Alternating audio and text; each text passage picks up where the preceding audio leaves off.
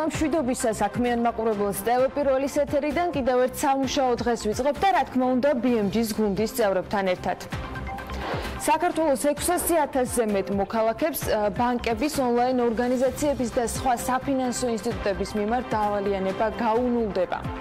ვის შეეხება ფონდი ქართულს მიერ სასესხო პორტფელების შეძენის შედეგად გადაუხდელი სესხების დაფარვა, როდის მოხდება სესხების ეგრეთ წოდებული განულების პროცესი და არის თუ არა მთავრობის გადაწყვეტილება წინასაარჩევნო მოსყიდვა. ყველა ამ კითხვაზე განმარტებები ფინანსთა მინისტრისგან მოვისმინეთ.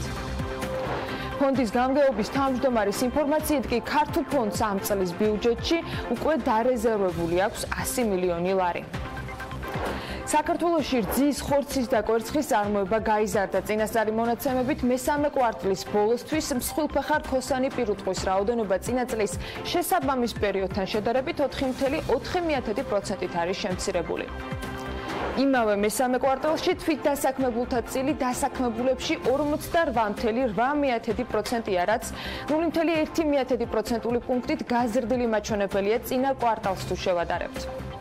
კარგი ამბები, ბაია ზღვინო ხელმისაწვდომი ვაშინგტონის შემდეგ უკვე ბოსტონის ღვინის მოყვარულებისთვისაც გახდა. ქართული ბავშვის სათამაშოები კი გერმანიაში ექსპორტისათვის ემზადება. აბასთუმანში მარიოტის საერთაშორისო ქსელის უმაღლესი კლასის აუტოგრაფ კოლექშენის 5 ვარსკვლავიანი სასტუმროს მშენებლობა დაანონსდა. ეს მილიარდნახევრიანი დავალიანება უნოლდება ჩვენს მოქალაქეებს. ხაზგასმით აღსანიშნავია, რომ ამ კატეგორიაში შედის თითქმის 150,000 სოციალურად დაუცველი და ათეულობით 1000 შეზღუდული შესაძლებლობის მქონე ჩვენი მოქალაქე. მიმდინარეობს მუშაობა მოვალეთა რეესტრის ბაზებზე. ვალების განულების პროცესი დაიწყება 15 დეკემბერს და 31 დეკემბერს დასრულდება. ასე დაიწყო გუშინდელი საქმიანი დღე, საქმიანი დილის დასრულებიდან ზუსტად 5 წუთში. პრემიერ-მინისტრმა გვამცნო, რომ ვალების ჩამოწერა 15 დეკემბრიდან მოხდება. ამისთვის მადლობა ფონდ ქართულსაც გადაუხადა. ვის ჩამოეწერება ვალები? ეს ცოტა მოგვიანებით და მაინც მალევე ფინანსთა მინისტრმა განგვიმარტა. 3 დეკემბრის, იმიტომ რომ 3 მე მგონი პირველი სამუშაო დღეა დეკემბრის, უკვე იქნება ვებ გვერდი სპეციალური ამისთვის, სადაც თითოეულ ადამიანს შეიძლება შევიდეს, შეიყვანოს თავისი მონაცემი და ნახოს ეს მას შეეხო თუ არა. აქ პირადი მონაცემი დაცული იქნება, დეტალები არ გამოვა, უბრალოდ ნახავს წითელ ან მწვანე ნიშნულს, ანუ მას შეეხო თუ არა. მერე დასაზუსტებლად უკვე იმ საფინანსო ინსტიტუტს მიმართავს, ვისგანაც ჰქონდა სესხი აღებული. შესაბამისად ეს მე მგონი არაუგვიანეს 3 დეკემბრის იქნება, თუმცა თვითონ ჩამოწერა ეს ტრანზაქცია განხორციელდება 15 დეკემბრიდან წლის ბოლომდე. ანუ ვიდრე 3 დეკემბერი მოვა, ვიდრე არჩევნების მეორე ტური ჩატარდება, ეს გეგმა სისრულეში ვერაფრით აღმოჩნდება მოყვანილი. ფინანსთა მინისტრმა განმარტა, რომ ქართულ უბრალოდ ყიდულობს სესხებს და ამასთან დაკავშირებით მემორანდუმიც გაფორმებულია. თუმცა იმის გამო, რომ საარჩევნო კანონმდებლობა არ დაირღვა, საფასურის გადახდა ფონდის მხრიდან არჩევნების მეორე ტურის შედეგების შემდეგ დაიწყება. ბევრი თემა იყო, ძალიან ბევრი მსჯელობა და კამათი ამაზე. ბევრი საინტერესო კომენტარი შევაგროვეთ და მათ ნაწილს BMG-ს ვებგვერდზე ჩვენი მკითხველი გაეცნობოდა კიდეც. არც საქმიანი დილის მაყურებელს დავტოვებთ ინფორმაციულ ვაკუუმში, თათია ჩაფიჩეთი ცოტა მოგვიანებით შემოგვიერთდება მხარეთა კომენტარებით და შეფასებებით. ამასობაში კი Forbes-ი დაინტერესდა თუ რომელ ბანკს აქვს ყველაზე მეტი უმოქმედო სესხი და რა წილი უკავია მათ მთლიან სესხებში. ეროვნული ბანკის ბოლო მონაცემებით სექტემბერში ბადა გადაცილებული სესხები, 90 და მეტი დღით გადაცილებული სესხები არის აქ ნაგულისხმები, 6,700,000 ლარით არის შემცირებული და 317,600,000 ლარს გაუტოლდა. მათი წილი კომერციული ბანკების საკრედიტო პორტფელში 1,6% იყო. ვადა გადაცილებული სესხების 52% დაახლოებით, უფრო ზუსტად 51,9% კი ეროვნული ვალუტით არის დენომინირებული. მთლიან სესხებში უმოქმედო სესხების წილი ყველაზე დიდი სწორედ ბანკი ქართულ შემთხვევაში ფიქსირდება. ყველაზე მცირე მოცულობით კი პაშა ბანკს აქვს ასეთი სესხი დაფიქსირებული. მოკლედ გადავხედოთ დღევანდელ მონაცემებს და რიცხვებს, თუმცა აქვე განმარტებისთვის აღნიშნავ, რომ ის პროგრამა, რომელიც გუშინ მოვისმინეთ, არ ეხება მხოლოდ ბანკებს, ის ყველა საფინანსო ინსტიტუტს შეეხება. მოკლედ, საქართველოს ბანკში მთლიანი სესხების მოცულობა არის 8,264,305,141 ლარი. უმოქმედო სესხების წილი, როგორც გრაფიკაზეც ხედავთ, არის თითქმის 5%, 4,9%. TBC ბანკის შემთხვევაში, სადაც 9,5 მილიარდი ლარი არის მთლიანი სესხების მოცულობა, უმოქმედო სესხების წილი 3,79%-ია. ქართულ შემთხვევაში სესხები სულ 815,151,230 ლარია და როგორც გითხარით, აქ ყველაზე დიდი არის უმოქმედო სესხების მოცულობა 35,2%. ბაზის ბანკის შემთხვევაში მთლიანი სესხები 850,716,240 ლარია. უმოქმედო სესხების წილი კი 4,36% შეადგენს. ლიბერთის შემთხვევაში, სადაც მთლიანი სესხები ჯამურად მილიარდ ლარს აჭარბებს, უმოქმედო სესხების წილი არის 10,7%. პროკრედიტის შემთხვევაში, აქაც მილიარდზე მეტი არის სესხების მთლიანი მოცულობა, უმოქმედო სესხების წილი 3%-ია. BTP ბანკის შემთხვევაში მილიარდ 81,357,929 ლარი არის მთლიანი სესხების მოცულობა და უმოქმედო სესხების წილი ამ ნაწილში არის 5,47%. Silk Road ბანკის შემთხვევაში, სადაც სესხები არც ისე დიდი რაოდენობით არის 17,699,457 ლარი, უმოქმედო სესხების წილი თითქმის 17%-ია, უფრო ზუსტად 16,95%. კრედო ბანკის შემთხვევაში სესხები ჯამურად შეადგენს 644,492,861 ლარს.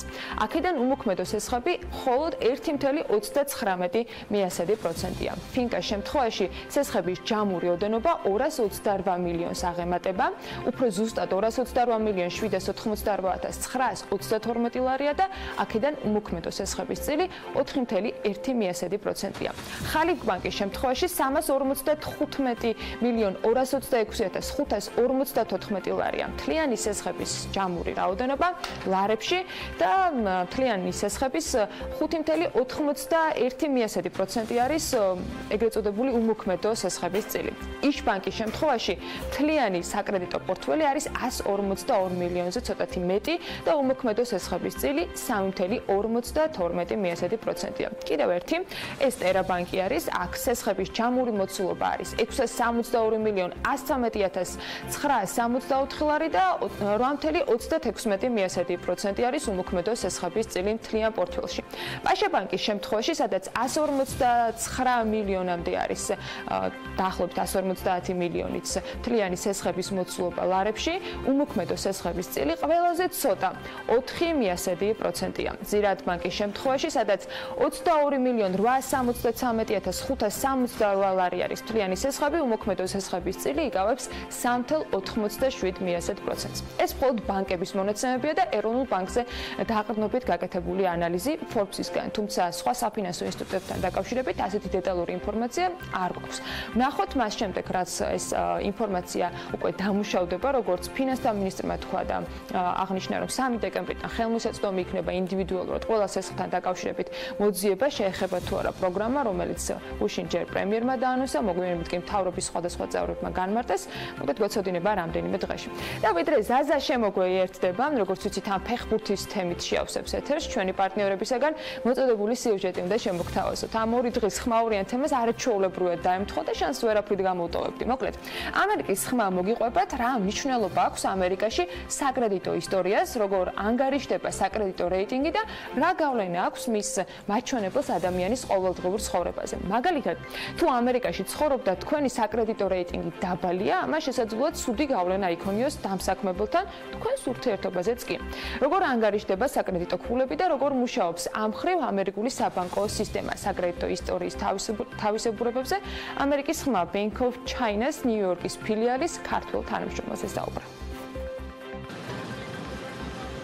თუ თქვენ არ გაქვთ საკმარისი ნაღდი ფული და გსურთ შეიძინოთ სახლი, მანქანა, ძვირადღირებული ტექნიკა ან სხვა რამ, ამისათვის თქვენ დაგჭირდებათ საფინანსო დაწესებულებებთან ურთიერთობა და საკრედიტო ისტორია. ამერიკის შეერთებულ შტატებში აღნიშნული ქულა განსაზღვრავს თქვენი ცხოვრების ხარისხს. გარდა იმისა, რომ ქულა განსაზღვრავს კრედიტის ოდენობას და პროცენტს, ასევე საკრედიტო მაჩვენებელმა შესაძლოა განსაზღვროს თქვენი ურთიერთობა დამსაქმებელთან, ან მაგალითად შეძლებთ თუ არა იქირაოთ სახლი, თუნდაც ოთახი. ისტორიის შექმნას კი თქვენივე თანხით იწყებთ. ძალიან ნაბიჯ ხდება რა ეს აი ბანკირების და თქვა დაკვირვების შედეგია თითოეული კლიენტი მათი. ცესხს გაძლევს ბანკი მცირე რაოდენობით და იგივე რაოდენობისას გიყინავს თანხას შენ დებიტ ანგარიშზე, რომ იმ შემთხვევაში თუ დაარღვევ თქვა აღარ გადაიხდენსაც მას ეს უკვე აქვს დაზღვრეული თვითონ შენივე ფულით. როცა ნუ დააფიქსირებ თქვა რა სახის ტრანზაქციებს ახორციელებ თუ საეჭვო არაფერია, ბანკს არ ატყუებ, რაც უთხარი თქვა ეს არის ანუ ყველაფერი წესრიგშია, უკვე ხდები მატარებელი პოზიტიური კრედიტ სკორის. იმის გარდა რომ თქვენ საკრედიტო ისტორიას შექმნით აუცილებელია იცოდეთ როგორ მოახერხოთ მისი შენარჩუნება. გამომდინარე იქიდან რომ თქვენი საკრედიტო ქულა ყოველთვიურად ანგარიშდება. ქულა კი 300-დან 850-ის ფარგლებში მერყეობს, სადაც 300 ყველაზე ცუდია. კარგი მაჩვენებელი კი 720 ქულიდან იწყება. თვითონ ბანკი ძალიან თანამშრომლობს კლიენტთან და უბრალოდ პირველივე გადაცილებაზე რაც არის რეკავენ. და გეკითხებიან რომ აი დაგავიწყდა, გადახდა თუ რა მოხდა. მაგრამ ეს ხა ერთჯერადი აქტი თუ არის ის არაფერს არ უშლის ხას, არ დააზიანებს დიდად რა კრედიტ სკორს. შეიძლება აი თავისი დისკრეციული უფლებით შეუმციროს რა 10000 დოლარიანი ბარათი შეიძლება ჩამოიყვანოს 5000 და გათხოვინებს რომ იცით რა არის აი ჩემი მსჯელად და გადავწყვიტეთ და რაღაცა. კრედიტ სკორი დგება კრედიტ რეპორტის საფუძველზე. კრედიტ რეპორტი ეს არის რეპორტი, დოკუმენტი, რომელიც მოიცავს ინფორმაციას თქვენი ფინანსური ცხოვრების შესახებ ბევრი ასპექტები აი ამერიკაში კრედიტ ქულებს ბევრი სხვადასხვა კომპანია ითვლის და აჯამებს. მათ მაჩვენებელში სხვაობა დიდი არ არის, რადგან კომპანიები ერთი ფორმულით ანგარიშობენ. ზოგიერთი კომპანიის მომსახურება კლიენტისთვის ფასიანია. თქვენს ქულას განსაზღვრავს 5 ძირითადი ფაქტორი. მათგან ყველაზე მნიშვნელოვანი დროული გადახდებია. შემდეგ ყველაზე მნიშვნელოვანი არის ის თუ რამდენი გაქვთ გახარჯული საკრედიტო თანხიდან. ასევე კრედიტის ისტორიის ხანგრძლივობა, რა ტიპის და რამდენი ფინანსური ვალდებულება გაქვთ. ერთ-ერთი კომპანია ტრანსიუნიონია, რომელსაც რამდენიმე ძირითადი საფინანსო ორგანიზაცია იყენებს. 2017 წლის მონაცემებით საკრედიტო რეიტინგები ასეა გადანაწილებული. საუკეთესო მაჩვენებელი, რომელიც 800-დან 850 ქულის ფარგლებში მერყეობს, მხოლოდ მომხმარებელთა 19%-ს აქვს. ყველაზე ცუდი მაჩვენებელი კი 16%-ს. ამერიკულმა ორგანიზაცია ბანკრეიტმა კი ბაზარი შეისწავლა და დაადგინა, რომ ამერიკის შეერთებულ შტატებში ყველაზე მეტ აქტივს ჩეისი ბანკი ფლობს. მისი აქტივები 2.5 ტრილიონ დოლარზე მეტი ღირებულებისაა. შემდეგ ადგილს Bank of America იკავებს. მესამე ადგილზე Wells Fargo-ა. საქართველოს ცოტა განსხვავებული სისტემა, თუმცა ქართულ კრედიტ ინფოსთან დაკავშირებით მეტი ინფორმაცია გადაცემის ბოლოსკენ გვეცოდინება, როდესაც მისი ხელმძღვანელი გვესტუმრება და რა თქმა უნდა ველოდებით თათია ჩაფიჩაძის მიერ მოძიებულ მთელ კომენტარებსაც და პოზიციებსაც, რომელიც გუშინ ყველაზე აქტუალურ თემასთან დაკავშირებით საქმიანი დილის ეთერშიც გაიშლება.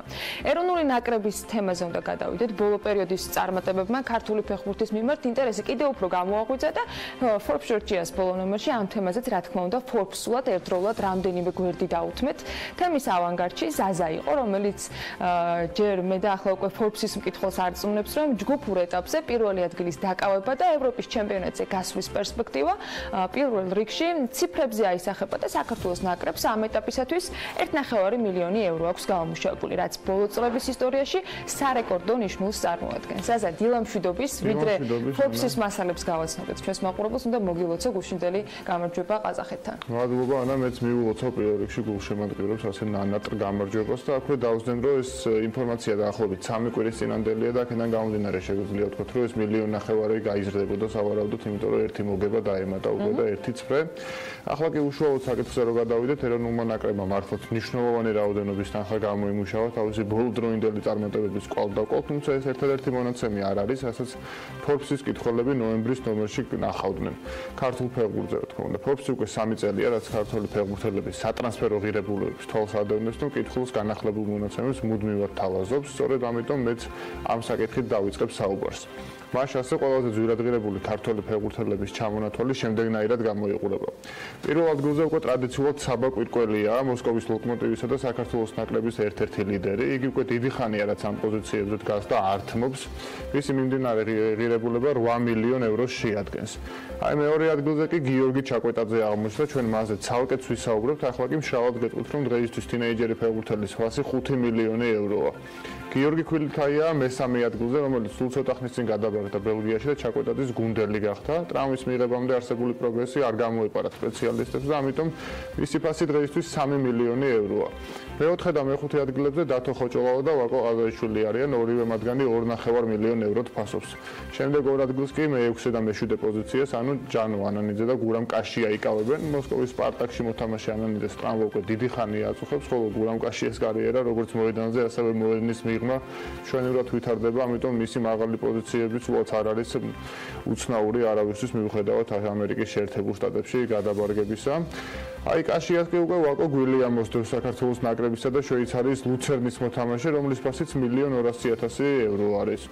ასევე მის კვალდაკვალ ოთო კაკაბაძეც შეგვიძლია ვნახოთ მე-9 ადგილზე, რომელიც ლუცერნის ფეხბურთელია და მან გასულ წელს ესპანეთში ბრწყინვალე სეზონი ჩაატარა და თავისი სატრანსფერო ღირებულებას 1 მილიონ ევრომდე აწია. და ბოლოს, რა თქმა უნდა, ნაკრების კაპიტანი ჯაბა კანკავა დაასრულებს ათეულს. საქართველოს ნაკრების კაპიტანმა ჩინებულ ფორმაში იმყოფება და მისი ბოლომდროინდელი გატანილი გოლების სილამაზით ან ჩაჭრებით თუ იმშელებთ 1 მილიონი евро შეიძლება ცოტაც კი იყოს შესაძლებელად. აი ეს გახდათ 10 ყველაზე ძვირად ღირებული ქართველი ფეხბურთელის ჩამონათვალი. ჯამში კი გეტყვით, რომ საქართველოს ნაკრების ფეხბურთელების ჯამური ღირებულება 36 მილიონ ევროს აღემატება. ასევე ფორბსს არ გამოეპარა საქართველოს ნაკრების ყველაზე ძვირად ღირებული 11 ფეხბურთელის შემადგენლობა, ასე ვთქვათ, ფურცელზე, რომელი ფეხბურთელები არიან ყველაზე ძვირად ღირებული, პირველ 11-ზე არის ამ შემთხვევაში საუბარი და ცხადია ეს ნაწილიც მიმოიხილა, მაშასე როდესაც პირველი 11-ის სატრანსფერო ღირებულებებზე გვაქვს ლაპარაკი და ამ ნიშნით შედგენილ გუნდზე ვსაუბრობთ, უნდა დავიწყოთ გიორგი ლორიათი, რომელიც კარში იქნება, რა თქმა უნდა, მცველები ჯიმი ტაბიძე, საბა კვირკველია, დათო ხოჭოლავა და უთო კაკაბაძე არიან. ნახევარდაცვაში გვილიასა და კანკავას წყვილი გვეყოლებოდა, ხოლო შემტევებად გიორგი ჩაკვეტაძე, ჯანო ანანიძე, ვაკო ყაზაიშვილი და გიორგი ხვილთაია მოგვივლინებოდნენ. პრინციპში თუ კი ვინმე ტრამვა არ უწუხებს, სწორედ ამ შემადგენლობას ხედავთ ხოლმე ერთეული კორექტირებების გამოკლებით. ბევრი სხვა გამოცემისგან განსხვავებით, Forbes-ი ქართულ ფეხბურთზე საუბრისას ყურადღებას მხოლოდ ლეგიონერებს არ უთმობს და ეროვნულ ჩემპიონატითაც ინტერესდება. სწორედ ამიტომ ახლა ეროვნულ ლიგაში მოასპარეზზე 5 ყველაზე ძვირად ღირებულ მოთამაშეზე და მათ ღირებულებებზე გავამახვილებთ ყურადღებას. პირველ ადგილზე ბრაზილიელი ლეონარდო რიბეიროა, რომელიც გორის დილაში ასპარეზობს და ძალიან კარგი სეზონი აქვს.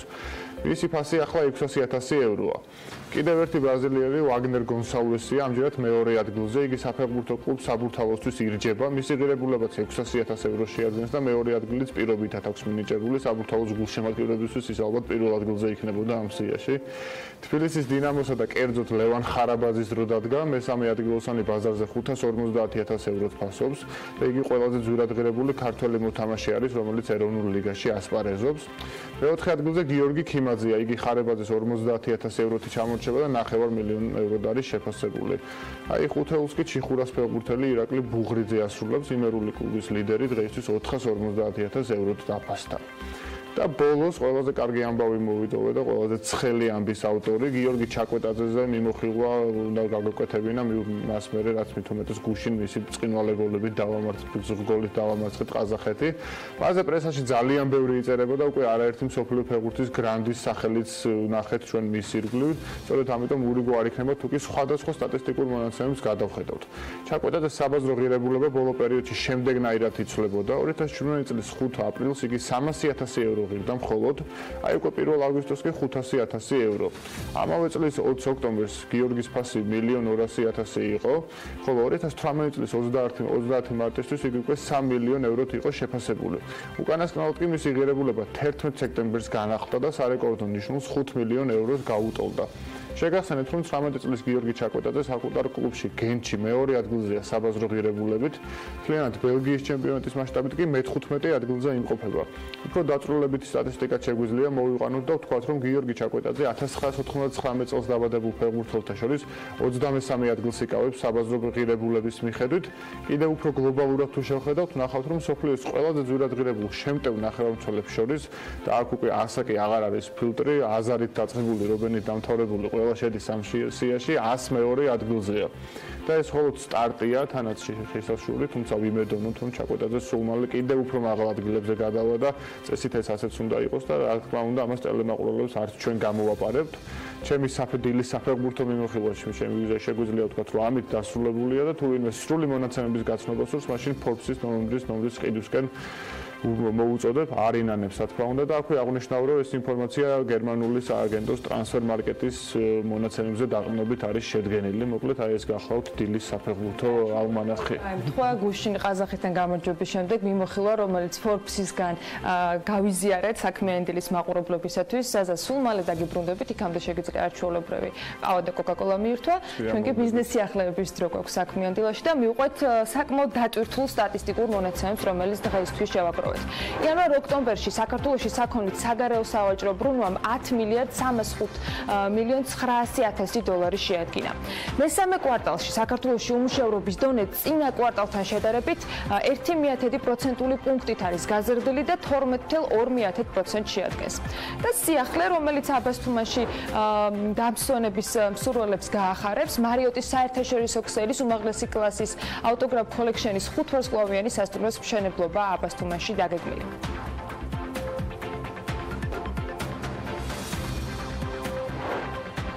მოკლედ ვიწყებთ 2018 წლის იანვარ-ოქტომბერში საქართველოში საქონლის საგარეო სავაჭრო ბრუნვამ 10 მილიარდ 305 მილიონ 900 დოლარი შეადგინა. ეს წინა წლის შესაბამის პერიოდს თუ შევადარებთ, 20.9%-ით გაზრდილი მაჩვენებელია. აქედან ექსპორტი 2 მილიარდ 751 მილიონი დოლარის იყო, ანუ მონაცემები 24.9%-ით გაზრდილ მაჩვენებელს ასახავს.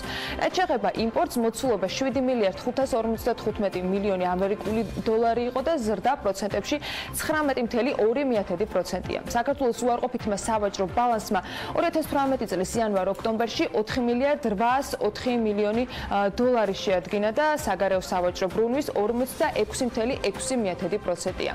ამავე პერიოდში ექსპორტმა რეექსპორტის გარეშე მილიარდ 912 მილიონის დოლარი დააფიქსირა, აქ კი 12%-ით მეტი ფიქსირდება წინა წლის შესაბამის პერიოდთან შედარებით.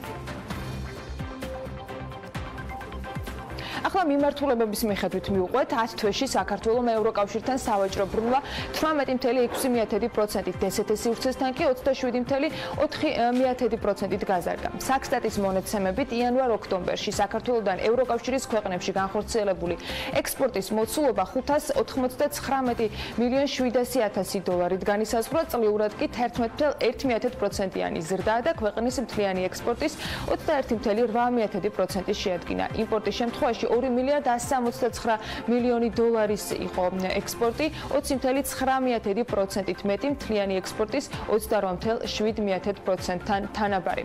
რაც შეეხება სავაჭრო დეფიციტს, 2018 წლის იანვარ-ოქტომბერში მისი წილი მთლიანი უარყოფითი სავაჭრო ბალანსის შემთხვევაში იყო 18.4%. სავაჭრო ბრუნვამ ევროკავშირის ქვეყნებთან კი 2 მილიარდ 769 მილიონი დოლარი დააფიქსირა. ეს წინა წლის ამავე პერიოდს თუ შევადარებთ, 18.6%-ით მეტია. რაც შეეხება სავაჭრო დეფიციტს, 2018 წლის იანვარ-ოქტომბერში მთლიან უარყოფით სავაჭრო ბალანსში მისი წილი იყო 32.7%. ახლა დსთ-ის სივრცესაც მივხედოთ, ოღონდ უფრო დეტალურად. აქ 10 თვეში ექსპორტის მოცულობა მილიარდ 315 მილიონი დოლარით განისაზღვრა, რაც 43.7%-ით მეტია წინა წლის შესაბამის პერიოდს თუ შევადარებთ. საქსტატის მონაცემებით ქვეყნის მთლიანი ექსპორტის 47.8%-ია ეს მაჩვენებელი. იმპორტის შემთხვევაში კი 2 მილიარდ 197 მილიონი დოლარს გაუტოლდა წილი, ეს მთლიანი იმპორტის 29.1%-ს შეადგენს. სავაჭრო ბრუნვა დსთ-ის ქვეყნებთან 3 მილიარდ 512 მილიონი დოლარია. ისევ საქსტატის მონაცემები გვაქვს საქმიანი დილის მაყურებლისათვის. იმედია, ბევრი რიცხვით ძალიან არ გადაგღლით. 2018 წლის მესამე კვარტალში უმუშევრობის დონე წინა კვარტალს თუ შევადარებთ, 1.1%-ული პუნქტით გაიზარდა და 12.2%-ი შეადგინა. მესამე კვარტალში ეკონომიკურად აქტიურმა მოსახლეობამ შრომის უნარიანი ასაკის მოსახლეობის 64.3%-ი შეადგინა. წინა კვარტალთან შედარებით, მოსახლეობის აქტიურობის დონე და დასაქმების დონე გაზრდილია 3.1%-ული პუნქტით. ქალაქის ტიპის დასახლებებში მაგალითად დასაქმების დონე წინა კვარტალთან შედარებით შემცირდა, აქ კლება 3.1%-ული პუნქტია, სოფლის ტიპის დასახლებებში კი ეს მაჩვენებელი გაზრდილია და გაზრდილია 9.1%-ული პუნქტით. აქტიურობის დონე წინა კვარტალთან შედარებით ქალაქის ტიპის დასახლებებში შემცირდა 2.1%-ული პუნქტით, სოფლის ტიპის დასახლებებში კი 1%-ული პუნქტით არის გაზრდილი. 2018 წლის მესამე კვარტალში თვით დასაქმებულთა წილი დასაქმებულებში 48.8% იყო. ეს კი 1% პუნქტით გაზრდილი მაჩვენებელია წინა კვარტალს თუ შევადარებთ მონაცემებს.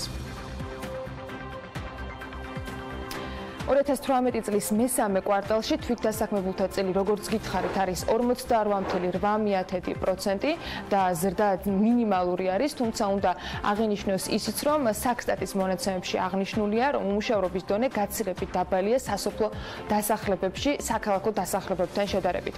წინა კვარტალთან შედარებით მესამე კვარტალში უმუშევრობის დონე სასოფლო დასახლებაში 1% პუნქტით, ხოლო საქალაქო დასახლებებში 2% პუნქტით გაიზარდა. აქტიურობის დონე მნიშვნელოვნად მაღალი არის კაცებში. 2018 წლის მესამე კვარტალში ქალებში 56.1% იყო აქტიურობის დონე, კაცებში კი 73.9%.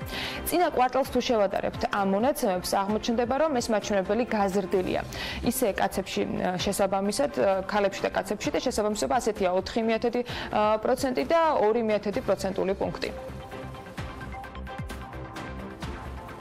და კიდევ ერთი გუშინ საქსტატმა ძალიან ბევრი საინტერესო ინფორმაცია გამოაქვეყნა რძის ხორცის და კვერცხის წარმოება ქვეყანაში გაზრდილი. მათი მონაცემების მიხედვით მესამე კვარტალში წარმოება 162.1 მილიონი ლიტრი შეადგინა და წინა წლის ამავე პერიოდს თუ შევადარებთ, ეს არის 10.1%-ით მეტი. ხორცის წარმოების შემთხვევაში 14.500 ტონა დაფიქსირდა წლიურად 2.1%-იანი ზრდის შემდეგ, ასევე წარმოებული არის 148 მილიონი კვერცხი, რაც წინა წლის ანალოგიურ პერიოდს თუ შევადარებთ, 3.2%-ით გაზრდილ მაჩვენებელს აფიქსირებს და მესამე კვარტალის ბოლოსთვის უნდა აღვნიშნოთ, რომ რქოსანი პირუტყვის რაოდენობა წინა წლის შესაბამის პერიოდთან შედარებით 4.4%-ით შემცირდა და 923,000 სული შეადგინა. აქედან ფურისა და ფურკამეჩის ჯამური რაოდენობა იყო 454,1 სული, რაც წინა წლის ამავე პერიოდთან შედარებით თითქმის 7%-ით ნაკლებია. სამაციევრე მეურნეობაში 19.2 მილიონი ლარის პროდუქცია გაყიდეს, წლიურად 5.1 მილიონი ლარის მოცულობის კლება.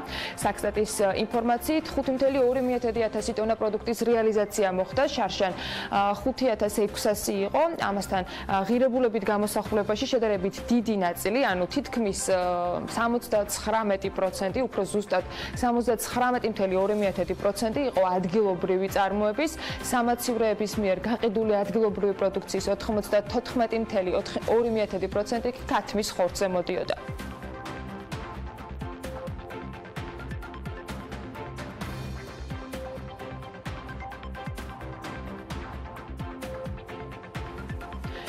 და ახლა გადავიდეთ სხვა სიახლეებზე. ავეჯის წარმოებაში არსებული გამოწვევები ეკონომიკისა და მდგრადი განვითარების მინისტრმა ხელოსნების ქალაქში გამართულ შეხვედრაზე განიხილა, რომელსაც ავეჯის წარმოებელი კომპანიის წარმომადგენლებიც დაესწრნენ. ამ შეხვედრის გამართვამდე გიორგი ქობულიამ ავეჯის მწარმოებელთა კლასტერში არსებული საწარმოები დაათვალიერა და მოისმინა ინფორმაცია ხელოსნების ქალაქის განვითარებაზე და მათ სამომავლო პერსპექტივებზე. სხვათა შორის ამ შეხვედრაზე ასევე მოწვეულები იყვნენ სტუმრები, როგორც საჯარო, ისე ასევე არასაჯარო სექტორიდან და მედიის საშუალებით მოითხოვეს მათ შეხვედრა მინისტრთან, სწორედ ეს შესაძლებლობა გამოიყენეს ჯამში ეკონომიკის სამინისტროს წარმომადგენლებამ. გიორგი ქობულია ამბობს, რომ ძირითადი დაბრკოლებები, რაც ამ სფეროში არსებობს, მუშახელის კვალიფიკაცია და საგანმანათლებლო პროგრამები. საქართველოს ტურიზმის განვითარების ფონდის ინიციატივით კი აბასთუმანში მარიოტის საერთაშორისო ქსელის უმაღლესი კლასის ავტოგრაფ კოლექშენის 5 ვარსკვლავიანი სასტუმრო აშენდება. თანაინვესტირების ფონდში განმარტავენ, რომ 140 ნომრიან სასტუმროში თავმოყრილი იქნება სპა, აუზი, რესტორანი, საკონფერენციო დარბაზი, ტერასა, 360 გრადუსი ხედი და ასე შემდეგ. წიწვოვანი ტყით გარშემორტყმული სასტუმრო 10,000 კვადრატული მეტრის მიწის ნაკვეთზე განთავსდება და მისი საერთო სამშენებლო ფართი იქნება 25,000 კვადრატული მეტრი. შენობის არქიტექტურა ალპური ხასიათის მქონე ფასადისაგან იქნება წარმოდგენილი და როგორც ამბობენ, ლანდშაფტს მოუხდება ძალიან. მოსაპირკეთებელ მასალად კი ძირითადად მინის, ხის და ქვის ფაქტურები იქნება წინასწარი ინფორმაციით გამოყენებული. იმედია მისი უკვე აშენებულის და ასევე ექსპლუატაციაში შესulis ნახვის შესაძლებლობაც მოგვეცემა და ჩაეწერება ეს სასტუმროც იმ სიაშის, რომელთაც საქართველოს ბევრ საერთაშორისო გამოცემაში თავს იწონებს ხოლმე, თუმცა ჯერ ვერ ხვდებით ვერაფრით ყველაზე ძვირადღირებული ქუჩების ჩამონათვალში. სავაჭრო მექად წოდებულ ქუჩებზე უნდა გიამბოთ სწორედ ახლა. ამ ქუჩებში მრავალ სავაჭრო ობიექტს შეხვდებით და ისინი ყოველდღიურად შოპინგის მრავალ მოყვარულს იზიდავენ. შესაბამისად, ქალაქებისათვის შემოსავლის მნიშვნელოვან წყაროსაც წარმოადგენს თითოეული ქუჩაც აცალკე. უშმანეთ ვიკფილდმა კი რეიტინგში მთლიანობაში 46 ყველაზე შემოსავლიანი ქუჩა მოახვედრა. რომელი ქალაქების ქუჩებმა დაიმსახურეს ყველაზე შემოსავლიანი სტატუსი, ამასთან დაკავშირებით ანუკა ჯოხაძემ მოიწია ინფორმაცია და სიუჟეტიც მოგვემზადა. Monte Napoleone, il salotto di Milano, ritrovo del signore dell'elite della città, la mia Monte Napoleone, riverenze baci a Diori, Versace, Valentino, Yves Saint Laurent, Cartieri, Rolexi, ეს ის ბრენდებია, რომელსაც მილანის ერთ-ერთ ცენტრალურ ქუჩაზე მონტე ნაპოლეონეზე ხშირად შეხვდებით. სწორედ ამიტომ ამ ქუჩაზე სხვადასხვა ჩანთებით დატვირთული მოსიარულე მოდის მოყვარულების შემჩნევა არ გაგიჭირდება. სავაჭრო მიზნით მონტე ნაპოლეონეზე ფართის დაქირავება წელიწადში კვადრატულ მეტრზე დაახლოებით 13.500 евро ღირს. Tutto nostrano, si viene a Milano, devi passare per Monte Napoleone.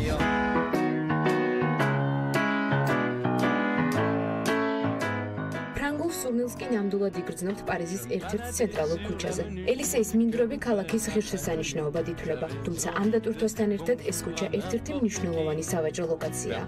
ელისეის მინდვრებს ყოველდღე ასობით ათასი ადამიანი სწორედ შოპინგის მიზნით სტუმრობს. აქ მოვაჭრეებს კი მაღაზიის ფართის ქირაობა წელიწადში კვადრატულ მეტრზე 13.992 евро უჩნდებათ.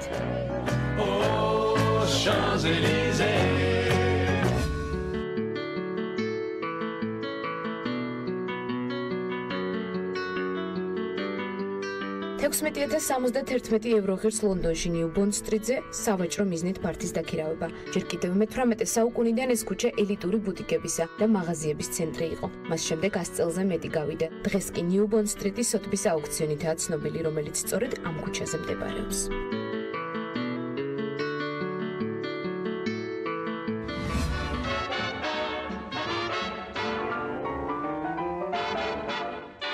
ნიუ-იორკის მეხუთე ავენიუ წელს რეიტინგში მხოლოდ მეორე ადგილს დასჭირდა.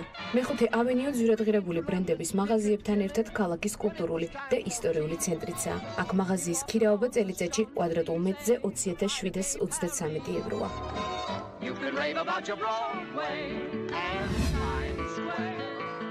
წლევანდელ რეიტინგში პირველი ადგილი ჰონკონგის ქუჩას, კოზუეი ბეისერგო. ეს ქუჩა განსაკუთრებით ახალგაზრდებს მრავალი მოდური მაღაზიით, სავაჭრო ცენტრით, ბარებითა და კლუბებით იზიდავს. კოზუეი ბეიზე შეხვდებით მრავალ სათამბჯენსაც. უმთავრესი შემოსავლის წყარო კი ამ ქუჩაზე განლაგებული ძვირადღირებული სასტუმროებია. ჰონკონგის ძვირადღირებულ ქუჩაზე სავაჭრო მიზნით ფართის დაქირავება 24.606 евро ღირს. ახლოვდება ახალი წელი, ეს ქუჩები კი ხალხით წელიწადის ამ დროს განსაკუთრებით ივსება. დაწყებულია უკვე სამზადისით შესაბამისად, Cushman and Wakefield-ის რეიტინგში მოხვედრილი ქალაქებიდან თუ რომელიმესკენ გეზი უკვე აღებული გაქვთ, იცოდეთ, რომ ამ ქუჩების სტუმრობა ნამდვილად ღირს.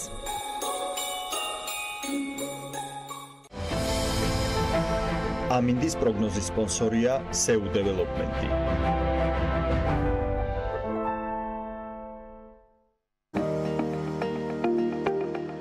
ამინდის პროგნოზის სპონსორია სადაზღვევო კომპანია უნისონი.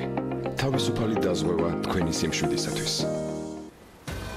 ვიდრე რომელიმე ამ ქუჩაზე მოხვდებოდით, მოდით საქართველოს რეალობაში დავრჩეთ და დღევანდელი ამინდის პროგნოზი მოვისმინოთ. გარემოს ეროვნული სააგენტო გვატყობინებს, რომ ამინდი საქართველოში კვლავ განპირობებული იქნება დღის მეორე ნახევრიდან ამიერკავკასიის ჩრდილო-დასავლეთიდან შემავალი შედარებით ცივი ჰაერის მასების და სამხრეთიდან მოქმედი თბილი ჰაერის მასების ურთიერთქმედებით. მოსალოდნელია დრო გამოშვებით ღრუბლიანობის მომატებაც. დასავლეთ საქართველოში დღის მეორე ნახევრიდან უმეტეს რაიონში იწვიმებს, აღმოსავლეთ საქართველოში კი უმეტესად უნალექოდ ჩაევლის დღე და იქროლებს დასავლეთის დასავლეთის მიმართულების ქარი. სოხუმში 15 გრადუსი იქნება, ბათუმსა და ქობულეთში 16 გრადუსს ელოდებიან და წვიმა იქნება დღის განმავლობაში. ქუთაისში 18 გრადუსამდე გათბება ჰაერი, მიუხედავად იმისა, რომ აქაც წვიმაა ნავარაუდები. ზუგდიდში ციწვიმებსა 15 გრადუსი დაფიქსირდება, ოზურგეთში 17 და ონში 12 გრადუსია მოსალოდნელი და ორივე შემთხვევაში წვიმს. გორში უმეტესად უნალექოთ ჩაავლის დღე და აქ 15 გრადუსი არის ნავარაუდები. ცხინვალში 14 გრადუსი იქნება, ისევე როგორც მარნეულში და რუსთავში. ახალციხეში კი 11 გრადუსს მიაღწევს ტემპერატურა. ბორჯომშიც 11 გრადუსი იქნება, პაკურიანში მხოლოდ 7, ახალქალაქში 6 და სტეფანწმინდაში 7 გრადუსი დაფიქსირდება. თელავსა და თბილისში ორივე შემთხვევაში 14 გრადუსია ნავარაუდები. დედაქალაქში დროგამშვებით პრობლემება მოიმატებს კიდეც, მაგრამ მაინც უნალექოთ ჩაავლის დღე და დღის მეორე ნახევრიდან დასავლეთის მიმართულების ქარი იქროლებს. მოკლედ დღეს როგორც ამობენ, ქოლგა არ დაგჭირდებათ, მაგრამ ტემპერატურა მაინც შედარებით დაბალია ვიდრე წინა კვირებში. ზამთარი მოდის, მალე დეკემბერიც დადგება. ჩვენ კი საქმიანი დილის ეთერში თბილად შევხვდებით ამ სეზონსაც, რა თქმა უნდა. დღეს ძალიან საინტერესო ეთერი გველოდება დღის განმავლობაში. წინ არა მხოლოდ საქმიანი დილის ეთერში, თუმცა ახლა გავიცნოთ ამ გადაცემის ნომრები, შემდეგ უკვე რეკლამის დრო და ძალიან მალე დაგიბრუნდებით.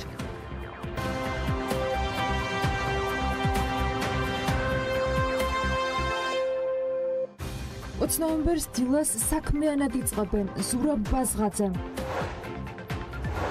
გიორგი შენგელია, ბექა მიდელაური, ირაკლი კლდიაშვილი, ზურაბ ჩეკურიშვილი, ალექსანდრე გომიაშვილი. დილა საქმიანია TV პირველზე.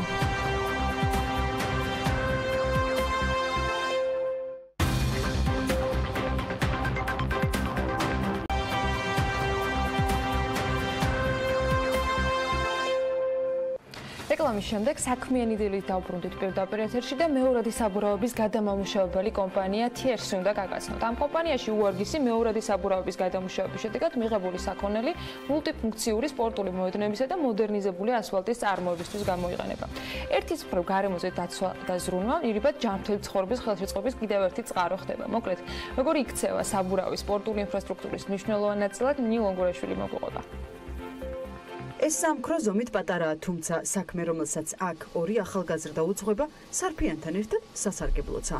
ერთი წლის წინ დაბადებული იდეა დღეს რეალობად იქცა და ჩვენს ქვეყანაში მათი თაოსნობით შეიძლება ითქვას, რომ მეორადი საბურავების გადამუშავება უკვე შესაძლებელიც გია. წარმოებას კომპანია TRS ახორციელებს, სადაც პლასტმასების, კაუჩუკის, რეზინისა და მათი ნაწარმის წარმოება უმაღლეს დონეზე ხდება. ჩვენ გადავამუშავებთ საბურავის ნარჩენს, რომლისგანაც ვღებულობთ უმაღლეს ხარისხის ფოლადის ბოჭკოს, ტექსტილის ბოჭკოს და კაუჩუკის გრანულებს. ფოლადის ბოჭკო გამოიყენება მაღალხარისხიანი ბეტონის, ანუ ფიბრობეტონის წარმოებაში, ტექსტილის ბოჭკო გამოიყენება თბოიზოლაციაში, ენერგოეფექტური სახლების მშენებლობის დროს და კაუჩუკის გრანულები გამოიყენება როგორც სპორტული ინფრასტრუქტურის კეთილმოწყობაში, ასევე მოდერნიზებული ასფალტის წარმოებაში. საწარმო მეორადი გადაყრილი საბურავების გადამუშავებას მოიცავს, საიდანაც ისინი რეზინის გრანულებს, ტექსტილის ბოჭკოს და რკინის ნამცეცებს იღებენ. მიღებული მასა კი ქვეყნისთვის საჭირო პროექტებს ხმარდება. ვაწარმოებთ ხელოვნურ კაუჩუკს, რომელიც გამოიყენება სპორტული ინფრასტრუქტურის კეთილმოწყობაში და ასევე მოდერნიზებული ასფალტის წარმოებაში. ჩვენს ქვეყანას ყველაზე მეტად უჭირს მოდერნიზებული ასფალტის წარმოების კუთხით, რადგან ეს არის ინოვაციური მეთოდი და ევროპაშიც ახლა დაინერგა. ჩვენ ვცდილობთ და მუშაობთ ინფრასტრუქტურის სამინისტროსთან ერთად, რომ დაინერგოს საქართველოშიც ეს მეთოდი. ერთი წლის მანძილზე TRS-ი 1000 ტონა საბურავი უკვე გადაამუშავა. მნიშვნელოვანია ის ფაქტი, რომ ამორტიზებული საბურავების გადამუშავება განვითარებული ქვეყნების დიდი ნაწილისთვისაც კი პრობლემას წარმოადგენს. ამიტომ ისინი ნარჩენების თავიდან მოსაცილებლად საქართველოს მსგავს ქვეყნებს იყენებენ. ჩვენს ქვეყანას კი პირველად მიეცა შესაძლებლობა, რომ მეორადი საბურავების პრობლემა მოგვარდეს და ხელი შეუწყოს წარმოების სხვადასხვა მიმართულებით განვითარებას. ამ დროში კი TRS-მ შეძლო და იმპორტირებული პროდუქტის 60% ადგილობრივით ჩაანაცვლა. კომპანია TRS TBC ბანკის ბიზნეს დაჯილდოება 2018-ის ფინალისტია ნომინაციაში წლის სტარტაპი. მათ შესახებ უფრო მეც გამარჯვებულის ვინაობის დადგენამდე საქმიანი დილის სტუდიაში მოვისმენთ TRS-ის დირექტორს ზურაბ ბაზღაძეს მასპინძლობთ და მას მივესალმებით და მადლობას მოვუხდით დილა ადრიან ჩვენთან მოსვლის. საიდან გაჩნდა იდეა პირველ რიგში რომ საბურავების გადამუშავებაზე საწარმო გააკეთებინა და ამ მიმართულებით გამუშავოთ? იდეა რამოდენიმე წლის უკან გაჩნდა, როდესაც მე ვიმყოფებოდი იტალიაში. იქ შემთხვევით გავეცანი საბურავის გადამამუშავების ტექნოლოგიებს და მე გადმოკოპირებას და საქართველოში გადმოტანაც მოვინდომე. ან თქვენ ერთადერთი ხართ ბაზარში თუ სხვა წარმოებლებიც არიან, რომლებიც საბურავებს გადაამუშავებენ ამ მიზნით, რომ ეს პროდუქტი მიიღონ, რაზეც თქვენ ჩვენ ერთადერთი კომპანია ვართ, რომელიც საბურავისგან SBR კლასიფიკაციის რეზინას აწარმოებს, ანუ ხელოვნურ კაუჩუკს. როდესაც იდეა ჩამოვიტანეს საქართველოში, მის განხორციელება ძალიან რთული იყო, რადგან საკმაოდ დიდი ფულადი რესურსი ჭირდებოდა მის განხორციელებას და ამაში დაგვეხმარა სტარტაპ საქართველო, რომლის გამარჯვებულებიც ვართ ინოვაციურ კომპონენტში. ეს პროექტი დააფინანსა სტარტაპ საქართველომ საპარტნიორო ფონდის დახმარებით. და დღეს საკმაოდ წარმატებულად მუშაობთ ბაზარზე. ბაზარმა როგორ მიიღო, ან როგორი არის უშუალოდ ბიზნეს სამონაგები ამ მიმართულებით და ეს რაღაც ინოვაციური მეთოდი რამდენად აღმოჩნდა მიმზიდველი მოთამაშეებისთვის? თავიდან ყველა სკეპტიკურად უყურებდა საქართველოს წარმოებულ კაუჩუკს, მაგრამ ჩვენ რეალურად დავდეთ ევროპული ხარისხი და საერთაშორისო სერტიფიკატებიც ავიღეთ. ლაბოსპორტის საერთაშორისო სერტიფიკატი გვაქვს, რომელიც საკმაოდ მაღალი ხარისხის არის. როგორ მოიძიებთ, ან როგორ იბარებთ საბურავებს, რა სისტემით აგროვებთ ზოგადად ამ გადასამუშავებელ მასალას? და რამდენად არის ქართული ბაზარი საკმარისი მეორადი საბურავებით, ან ჩამოწერილი საბურავებისათვის, იმისათვის, რომ წარმოება იყოს გამართული და კონდეს მოთხოვნის შესაბამისად შესაძლებლობა, რომ ეს საბურავები გადაამუშავოს? ძალიან ბევრი საბურავის ნარჩენი გროვდება საქართველოში რეალურად, რომლის გადაყრა, დაწვა და დამარხვა აკრძალულია კანონმდებლობით. უფრო მეტიც 2019 წლიდან უფრო რთულდება კანონი, უფრო მკაცრდება. წარმოებელი, დამაბინძურებელი პირდაპირ ვალდებულია განათავსოს გადამუშავების ობიექტზე საბურავის ნარჩენი. აქედან გამომდინარე, ბაზარზე არის საკმაოდ მარაგი საბურავის ნარჩენის, აქ უფრო პრობლემატურია ნედლეულის გაყიდვა საქართველოს ბაზარისთვის. რა თქმა უნდა, ჩვენ მარტო საქართველოს ბაზარზე არ მუშაობთ, დიდი ხანია უკვე ექსპორტზე მუშაობთ. რომელი ქვეყნები არის თქვენს გეოგრაფიულ არეალში? ჩვენ მუშაობთ ბელარუსიაში და ევროპის რამოდენიმე ქვეყანაში. გვაქვს უკვე რამოდენიმე მოლაპარაკება და ძელვადიან პერიოდში აუცილებლად გეგმავთ, რომ ჩვენ ექსპორტზე გავიტანოთ ჩვენი პროდუქცია. რაღაც განსაკუთრებული ასფალტი იყო ნახსენები, რომელიც თქვენს აღნიშნეთ, რომ საქართველოში ჯერჯერობით არ გამოიყენება. რაზე არის საუბარი, რა ტექნოლოგიაზე არის? საუბარია მოდერნიზებულ ასფალტზე, რომელიც გამოიყენება ევროკავშირის ქვეყნებში. ანუ ტრადიციულ ასფალტთან შედარებით ექსპლუატაციის ვადა აქვს სამჯერ უფრო მეტი, უსაფრთხოების თვალსაზრისით ორჯერ მეტი სისწრაფით მანქანას შეუძლია ორჯერ უფრო უსაფრთხოდ გადაადგილდეს და სამოხლუჭე მანძილიც იზრდება. აქედან გამომდინარე, ევროპის ბევრ ქვეყანაში გამოიყენებენ მოდერნიზებულ ასფალტს. აი თქვენი კომპანია რა ეტაპზე არის ახლა, რა არის ამომავალ გეგმები და პრინციპში ცოტა წარსულსაც რო შევეხოთ აუდიოდის თვით, რამდენი ხანია რაც ესე აქტიურ ფაზაში ხართ უკვე 1 წელია რაც კომპანია მუშაობს, 8 თვე მუშაობდით ბაზრის კვლევაზე სტარტაპ საქართველოს გუნდთან ერთად. უკვე გადავდივართ საერთაშორისო ინვესტორების მოზიდვაზე. კომპანიას დაგეგმილი აქვს 8ჯერ გაზრდა წარმადობის. 8ჯერ უნდა გავზარდოთ. ამისთვის საკმარის ნედლეულს მიიღებთ საქართველოში? ამისთვის ჩვენ საქართველოში არსებული ნედლეულის 70%-ს გადავამუშავებთ, რაც ძალიან მაგარი მაჩვენებელია ევროპისთვისაც. ანუ მაღალი არის ევროპული ზომითაც, ხო ეს ნარჩენის 70%-ის გადამუშავება საკმაოდ კარგი ციფრია, როგორც საქართველოსთვის, ასევე ევროპისთვის. რა რაოდენობის ადამიანი არის თქვენ კომპანიაში დასაქმებული? ამ ეტაპზე 10 ადამიანი დასაქმებული, როდესაც წარმადობას გავზრდით, კიდევ 10 ადამიანს დავასაქმებთ. საერთო ჯამში ვფიქრობთ, რომ 1 წლის პერსპექტივაში ჩვენ 20 ადამიანი დავასაქმებთ. და TV-ს დაჯილდოება რატო გადაწყვეტეთ მონაწილეობის მიღება და უკვე ტრადიციად შემოყალიბებული კითხვა გამარჯვების შემთხვევაში რომელ ჯილდოს აირჩიოთ? ჩვენ ვართ სტარტაპები და ზუსტადაც რომ გვეამაყება რომ სტარტაპები ვართ და ზუსტად ამიტომ გადაწყვეტეთ სტარტაპ წლის სტარტაპ ნომინაციაში მონაწილეობის მიღება. გამარჯვების შემთხვევაში ჩვენ web გვერდს ავირჩევთ, რაც დღეს გაქვთ web გვერდი? დღეს web გვერდი არ გვაქვს, მხოლოდ Facebook გვერდი გვაქვს. წარმატებას გისურვებთ, ნამდვილად მნიშვნელოვანი შენაძენი იქნება. მე წარმატებას ვუსურვებ. მალე შემოსულიყავით თქვენს გვერდზე. სურაბაზღაძეს TRC-ის დირექტორს მასპინძლობდით საქმიანი დილის ეთერში. მადლობა მას სტუმრობისათვის. მცირე სარეკლამო პაუზა გველოდება და დაგიბრუნდებით.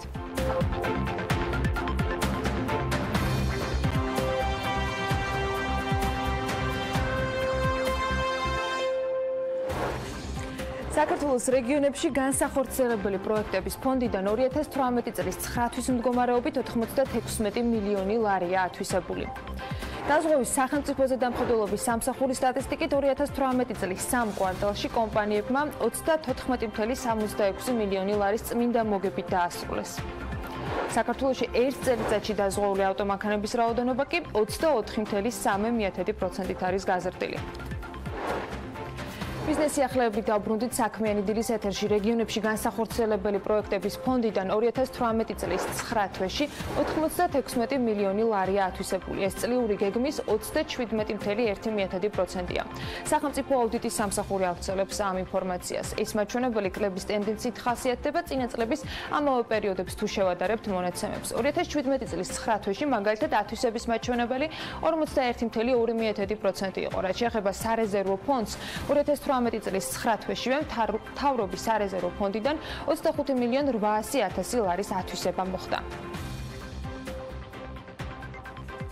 შეერთებული შტატების ელჩის მოვალეობის შემსრულებელმა როლ ვილსონმა და სოფლის მეურნეობის მინისტრის მოადგილემ USAID-ის სოფლის მეურნეობის ახალი პროგრამა გახსნეს. ქუთაისის დემოკრატიულობის ჩართულობის ცენტრში ამ პროექტის გახსნაზე აგრობიზნესის წარმომადგენლებთან გაიმართა შეხვედრა. USAID-ის სოფლის მეურნეობის პროგრამა მობილიზებას პარტნიორ აგრობიზნესებს გაუწევს, რომლებიც თავიანთ გამოცდილებას დამწყებ კომპანიებს გაუზიარებენ. პარტნიორობის ფარგლებში 3000 სამუშაო ადგილის შექმნა დაგეგმილი. აგრობიზნესის გაყიდვების 60 მილიონი დოლარით გაზრდა და 7 მილიონი დოლარის კერძო ინვესტიციის მოზიდვა. სადაზღვეო კომპანიების წმინდა მოგება იზრდება. დაზღვეული სახელმწიფოზე დამხედველობის სამსახურის სტატისტიკით 2018 წლის 3 კვარტალში კომპანიებმა 34.660.000 ლარის წმინდა მოგება ნახეს. ეს თითქმის 21.510.000 ლარით მეტია წინა წლის ამავე პერიოდს თუ შევადარებთ მონაცემებს. 2017 წლის მესამე კვარტლის მონაცემების მიხედვით წმინდა მოგებამ 13.150.000 ლარი შეადგინა. 2018-ის მესამე კვარტლის ბოლოსთვის კი მოზიდულმა სადაზღვეო პრემიამ პირდაპირ დაზღვევის საქმიანობიდან 417.190.000 ლარი, საიდანაც 71.470.000 ლარით მეტი იყო, ვიდრე 2017-ის ამავე პერიოდში. მკვეთრი ზრდა აქტივებშიც, მაგალითად სექტორის აქტივების მოცულობა 720.330.000 ლარია, ნაცვლად წინა საანგარიშო პერიოდში არსებული 597.100.000-ისა. ბაზარზე ამ დროისათვის 17 სადაზღვეო კომპანია ოპერირებს, 16 მათგანი კი ფლობს სიცოცხლის და არასიცოცხლის დაზღვევის ლიცენზიას. ერთი მათგანი მხოლოდ არასიცოცხლის დაზღვევის ლიცენზიით არის წარმოდგენილი. საქართველოში ერთ წელიწადში დაზღვეული ავტომანქანების რაოდენობა 24.3%-ით გაიზარდა, თუმცა მიუხედავად ამისა, ქვეყანაში მანქანის დაზღვევის კულტურა მაინც დაბალი რჩება. დაზღვევის სახელმწიფოზე დამხედველობის სამსახურის მონაცემებით რეგისტრირებული ავტომანქანების მხოლოდ 6%-ია დაზღვეული. 2018 წლის მესამე კვარტალის მონაცემებით ავტომანქანის დაზღვევის 79.960 პოლისია გაცემული, რაც წინა წლის ამავე პერიოდთან შედარებით 15.665-ით მეტია. ამავე სტატისტიკით ავტოდაზღვევიდან მოზიდული პრემია შეადგენს 64.570.000 ლარს. პრემიის 25%, ანუ 16.230.000 ალდაგზე მოდის, 24%, ანუ 15.520.000 TBC დაზღვევაზე, 16% GPI ჰოლდინგზე, მეოთხე და მეხუთე ადგილს კი ალფა და ირაო ინაწილებენ. ყველა დანარჩენი სადაზღვევო კომპანია 25%-იან წილს იკავებს მთლიანი ბაზრისა. გორის საკრებულოში 2019 წლის ბიუჯეტის პროექტის განხილვა შედგა. მომავალი წლის ბიუჯეტი მუნიციპალიტეტში 39109 ლარით განისაზღვრება. მათ შორის არის გადასახდელების 38559 ლარი, რომელიც თავის მხრივ შედგება დამატებითი ღირებულების გადასახადისაგან და ქონების გადასახადის წილისაგან. გრანტებიდან მიღებული თანხა კი შეადგენს 1424,6 ლარს, აქედან საქართველოს მთავრობიდან მიღებული ტრანსფერი არის 303,000 ლარი, ხოლო სხვა ქვეყნებიდან მიღებული გრანტი 1121,600 ლარი, სხვა შემოსავლების წილი კი 4023,400 ლარია. არაფინანსური აქტივების კლება 550,000 ლარით განისაზღვრება. ახალგაზრდა მეღვინის ბაია აბულაძის ღვინოები ამერიკაში ახალ შტატში შევიდა. ბაიას ღვინო ხელმისაწვდომი უკვე ვაშინგტონის შემდეგ ბოსტონის ღვინის მოყვარულებისთვისაც იქნება, როგორც მეღვინე BMG-სთან ამბობს. ბოსტონში მისი ღვინო 2 კვირის წინ იყო პირველად წარმოდგენილი. ბაია აბულაძე ამერიკიდან რამდენიმე დღის წინ დაბრუნდა და მისი პროდუქცია არა მხოლოდ ბოსტონში, არამედ ვაშინგტონშიც რამდენიმე ახალ რესტორანსა და მაღაზიაში წარადგინა. ბაიას ღვინო ამერიკის გარდა ევროპაშიც იყიდება, საფრანგეთში, გერმანიასა და ავსტრიაში. ღვინის ფასი კი მარნიდან 20-დან 30 ლარამდე. ამერიკულ დახლებზე მისი ფასი $30 არის, ევროპაში კი 25 ევრომდე ღირს. საექსპორტო ბაზარზე 5 დასახელების ბაიას ღვინო იყიდება. სოციალური საწარმო არბო ჯგუფი ხის ეკოლოგიურად ჯანსაღ ბავშვის სათამაშოებსა და ეზოს კომპლექსებს აწარმოებს, რომლებიც უკვე ევროპულ ბაზარზე გადის. საქართველოს სტრატეგიული კვლევებისა და განვითარების ცენტრის დაფინანსებით 15,000 ევროს ოდენობით საწარმომ 2017 წელს დაფინანსება მიიღო და ამ თანხით შეიძინეს დანადგარები. გრანტის მიღების შემდეგ კი წარმადობა ორჯერ არის გაზრდილი, რაც შეეხება ექსპორტს. გერმანიასთან დაიწყო ახლა მოლაპარაკებები და დეტალებზე შეთანხმება მიმდინარეობს. საუბარია პროდუქციის სრული ასორტიმენტის საექსპორტო ბაზარზე გატანაზე, ამბობს დამფუძნებელი თეიმურაზ აღდგომელაშვილი. საქართველოს სავაჭრო სამრეწველო პალატის პრეზიდენტი ნინო ჩიქოვანი და სასოფლო სამეურნეო კოოპერატივების სააგენტოს თავმჯდომარე გიორგი მიჩელაძე კი იმერეთში შეხვდნენ მეწარმეებს. შეხვედრა სამრეწველო პალატის ახალი კამპანიის გაეცანი წარმოებას ფარგლებში შედგა. სტუმრებმა თავდაპირველად მეფუტკრეების პრობლემები მოისმინეს და როგორც გიორგი მიჩელაძე ამბობს, მნიშვნელოვანია იმ მიზეზების გამოვლენა, რის გამოც მეწარმეები დაზარალდნენ, რათა სახელმწიფომ შესაბამისი ზომები მიიღოს და დახმარება აღმოუჩინოს. სახლის გაზიარების სტარტაპმა Airbnb-მ კი 2018 წლის მესამე კვარტალში 1 მილიარდზე მეტი გამოიმუშავა. ამასთან დაკავშირებით ეგ ჩარტში წერს Airbnb-ის განმარტებით მესამე კვარტალში დაფიქსირებულმა მოგებამ ყოველგვარ მოლოდინს გადააჭარბა და ის არსებითად მეტი იყო, ვიდრე უბრალოდ 1 მილიარდი დოლარი.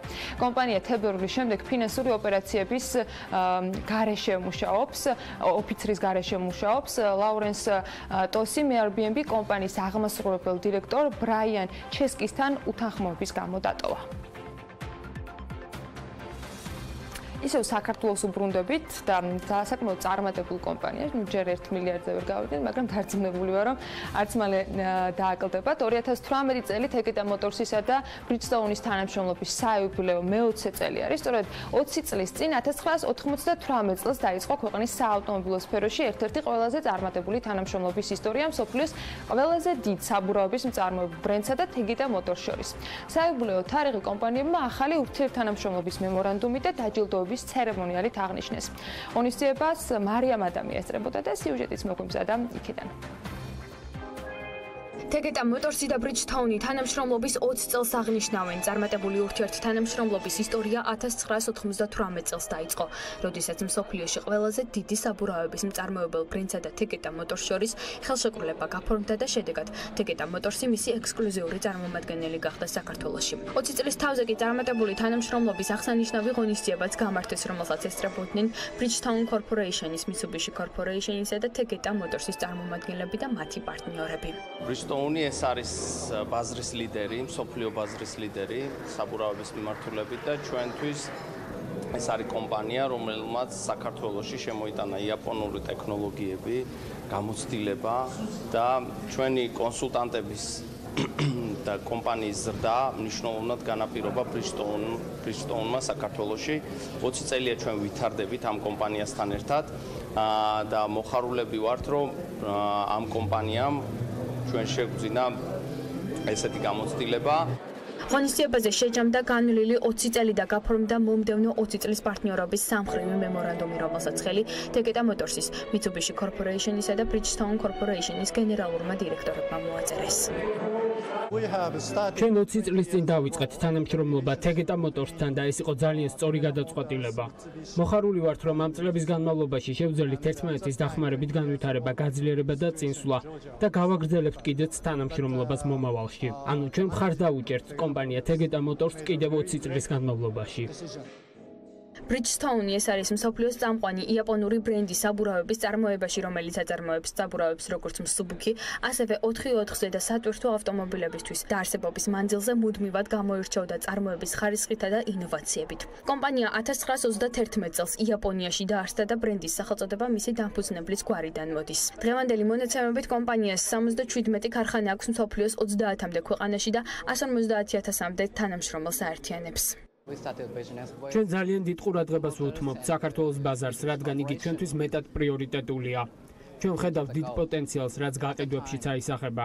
მუდმივად ვატარებთ ბაზრის კვლევას და კომპანიის წარმომადგენლები წლის განმავლობაში რამდენჯერმე სტუმრობენ Tegeta Motors სამუშაო ვიზიტებით. საამაყო გვყავდეს ასეთი ძლიერი პარტნიორი, როგორიც Tegeta Motors-ია. ჩვენ 20 წელი ავთანამშრომლობთ და მინდა აღვნიშნო, ძალიან იშვიათია ასეთი სანდო და სტაბილური პარტნიორის ყოლა ჩვენს ბიზნესში.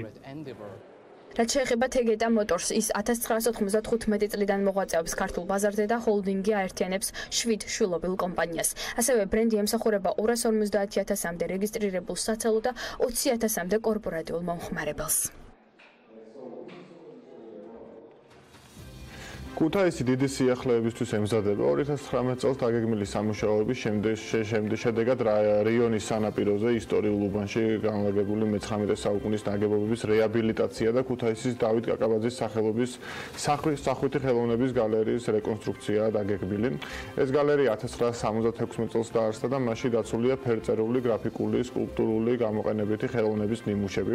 გალერეის ოქროს ფრონტში 3,000-მდე, მათ შორის კულტურული მემკვიდრეობის ძეგლის სტატუსის მქონე 18 ექსპონატი ინახება. ქუთაისში მოგზაურობს დაუსწრებლად, ერთდროულად რამდენიმე პროექტის ერთგვარ დაანონსებას ველოდებით დღეს ჩვენი სტუმრისგან და რა თქმა უნდა, სუმარი მუნიციპალური განვითარების აღმასრულებელი დირექტორი გიორგი შენგელია, რომელიც ტრადიციულად თანხდება ჩვენთან სტუმრობაზე. ბატონ გიორგი, ბევრი სიახლის დაანონსება მოგვიწევს, მე მგონი იმერეთთან დაკავშირებით და განსაკუთრებით ქუთაისს ველოდება. ზაზამ კი მთელი ისტორიული ექსკურსი გაგვაცნო, მაგრამ ჯამში ახალი რა ხდება, ის გითხარით.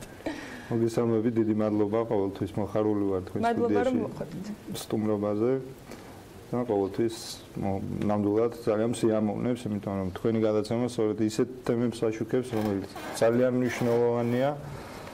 ჩემი წარსული გამოცდილებაც გამახსენდა და უგულოცავ სადაზღვევო ინდუსტრიას, რომ დიდხანს ხვდებოდით ამ საკითხებთან დაკავშირებით, რომ როგორც იქნა ტიპელი არსებობს საქართველოში და ეხლა კიდე შევა ვთქვათ შიდა ბაზრისთვისაც და ძალიან მნიშვნელოვანია ეს ზრდა.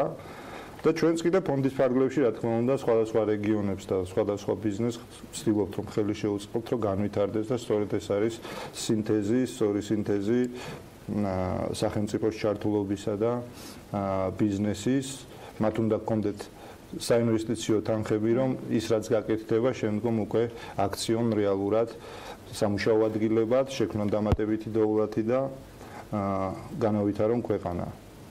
რაც შეეხება ქუთაისს, ქუთაისი ჩვენთვის ძალიან საყვარელი ადგილია დამეთანხმებით ყველასთვის. ძალიან მნიშვნელოვანია, რომ თვითონ გეოგრაფიული მდებარეობითაც ეს გახლავთ ცენტრი საქართველოსი.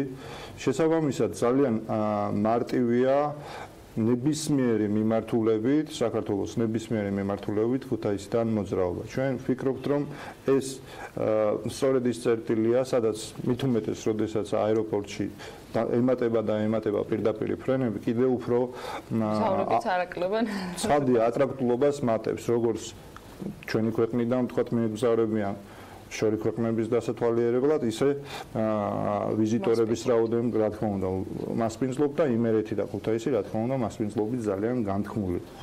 თქვენ მართალი ბრძანდებით, ჩვენ ძალიან მალე ამთვის ბოლოს უკვე გამოვაცხადებთ ტენდერს საპროექტო დოკუმენტაციაზე, ეს გულისხმობს წითელი ხიდიდან ჯაჭვის ხიდამდე მონაკვეთის, უფრო კარგად რომ აგიხსნათ, ეს გახლავთ რიონის კალაპოტის მიმდებარე განაშენიანებული უბნის ურბანულ განახლებას, საკმაოდ რთული, მაგრამ საინტერესო პროექტი იქნება და ვთვლით რომ თუ თბილისში არსებობს ახალი პლეხანოვი არსებობს ტყვის იქიდან სანაპიროზე და აქეთა სანაპიროზეც ისეთი უბნების ისეთი ამბავი იყო ქუთაისში თენთვის გამოვაში თვალს ვადენობდით ამას და ამ პროექტზე როგორი არის რა პროექტს თავაზობთ ქუთაისზე არა პროექტირებას ვიწყებთ არ მოგვიწევს ვიწყებთ პროექტირებას ნამდვილად ვიწყებთ პროექტირებას და ეს რა თქმა უნდა ღია იქნება ცხადია დარწმუნებული ვარ თქვენი ინტერესი იარსებებს და გვექნება პროექტირების პროცესში შეხვედრები ამ თემასთან დაკავშირებით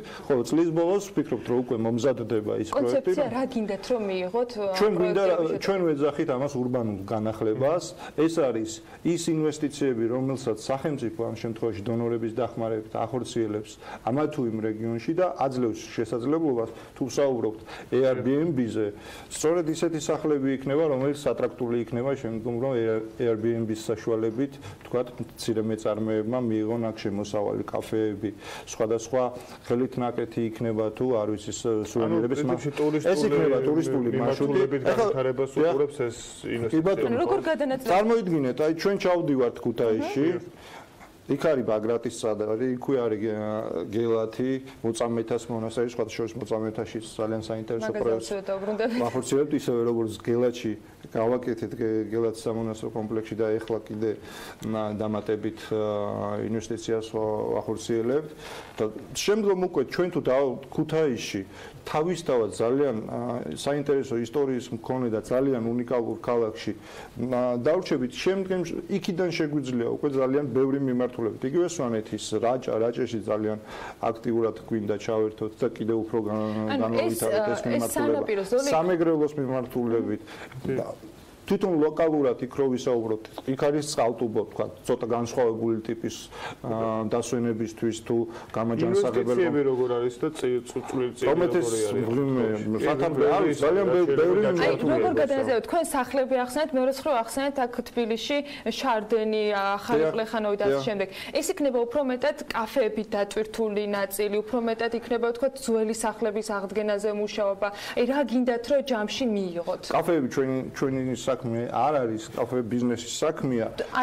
ჩვენ მოვაწესრიგებთ და ეს არის კომპლექსური მიდგომა გულისხმობს როგორც საფეხმავლო ბილიკების, ისე გზების, გაზონების, განათების, შენობის რეაბილიტაცია, გამაგრების ჩათვლით და მას რომ ისტორიული იერსახე დაუბრუნდეს. ამაზეა საუბარი რომ დღეს თუ ის შეიძლება ვიზუალურად ნაკლებად ატრაქტულად გამოიყურება, ხვალ როდესაც ჩვენ განვახორციელებთ ამ პროექტს, გამერწმუნეთ რომ გაცილებით მძიდველი გამოაცხადოთ ტენდერი. თვის ბოლოს ვაპირებთ ტენდერს უკვე საპროექტო დოკუმენტებში. ტენდერო პირობებში, ანუ მათ შორის ფასადების განახლება. ჩვენ სატენდერო პირობებით, ანუ ამ პროექტირების ფარგლებში უნდა გქონდეს მუშა ნახაზები, რა სამუშაოებია გასაკეთებელი, ეგ უნდა ვიცოდეთ. პირველ რიგში, რა თქმა უნდა, თავდაპირველად ხდება ესკიზის შეთანხმება, წარმოდგენა, ეს არის გარკვეულად ბევრი მსჯელობის და კვლევის საგანი, როგორი იყო ისტორიული, თქვათ, რა დატვირთვა ქონდა, რა ფერები ამ ყველაფერს ითვალისწინებს პროექტანტი და ჩაჯდება ხარჯთაბრიცხვის ქუთაისის მერიას რა როლი აქვს ამ ამბავში, ანუ გონია რომ ხოჭი ადმინისტრაციულმა ორგანომ უნდა უზრუნველყოს აი ქალაქის ქსელის, ასე ვთქვათ, ავთენტურობის დაცვა და მათ შორის ქალაქის განვითარების კონცეფციაში მონაწილეობის მიღება, ხო, რასაც თქვენ საუბრობდით, ამიტომ ეს ჩართულობა როგორი არის საინტერესოა. რა თქმა უნდა, ქუთაისის მერიასთან ძალიან აქტიურად და ეს არ არის პირველი პროექტი, რომელსაც მუნიციპალური განვითარების ფონდი ახორციელებს. დაახლოებით ანალოგიური პროექტია, რომელზეც ჩვენ გვქონდა საუბარი, თქვა, ასურეთში, აბასთუმანში. რომელიც დასრულდა და რა ჩვეულებრივად გამოიყურება? გრძელდება ახლა და კიდევ ემატება და ასე შემდეგ. ასე რომ ეს იგივე დუშეთის სახლებზე ვისაუბრეთ. ამიტომ ეს ძალიან კოორდინირებულად მიმდინარეობს მუნიციპალურ ხელისუფლებასთან ერთად და მათი როლი მინდა გითხრათ კიდევ უფრო მაღალია და ჩვენ ამაზე გვქონდა საუბარი მიუხედავად იმისა რომ ქუთაისში არსებობს მარეგლამენტირებელი დოკუმენტი რომელიც განსაზღვრავს კოეფიციენტებს და განაშენიანების მოწყობას ფიქრობთ რომ საკმაოდ გადასახედია სპეციალისტების ამაზე ბევრს საუბრობენ თავად ადგილობრივი ჩვენ რა თქმა უნდა პარალელურ რეჟიმში ამაზე გვაქვს უკვე საუბარი რომ მოხდეს ამის გადახედვა, იმიტომ ჩვენ არ გვინდა, ჩვენ გვინდა რომ კომპლექსურად ვიმუშაოთ, იყოს უკვე დაცული ის რაც გაკეთდება და იყოს მოწესრიგებული და სწორად გააზრებული, არ იყოს რაღაცა გადახვევები და შემდგომ არ მივიღოთ ისეთი შედეგები, რაც სამწუხაროდ სხვადასხვა უბნებში სახელმწიფოს ყველა პროექტი მინდა რომ მოვასწროთ, თანხებზე მინდა გითხოთ, ვინ იქნება დამფინანსებელი, თუ არის უკვე ცნობილი, რა მოცულობის თანხები დაჭირდება ამ შემთხვევაში და დანარჩენ ნაწილების გადავიდეთ, როგორც ვთქვი, სპორტული კომპლექსი და ხელოვნების ცენტრი, ბევრი რაღაც ქუთაისში ბევრი პროექტები გვაქვს ნამდვილად და ძალიან დიდია და კი.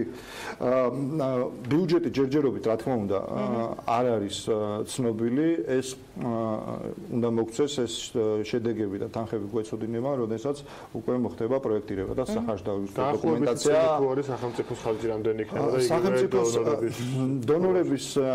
დონორების მხრიდან დაინტერესება, რა თქმა უნდა, ძალიან დიდი არსებობს, თუმცა პროექტირების ნაწილში ჩვენ ვფიქრობთ, რომ ბიუჯეტით განვახორციელებს სახელმწიფო ბიუჯეტი.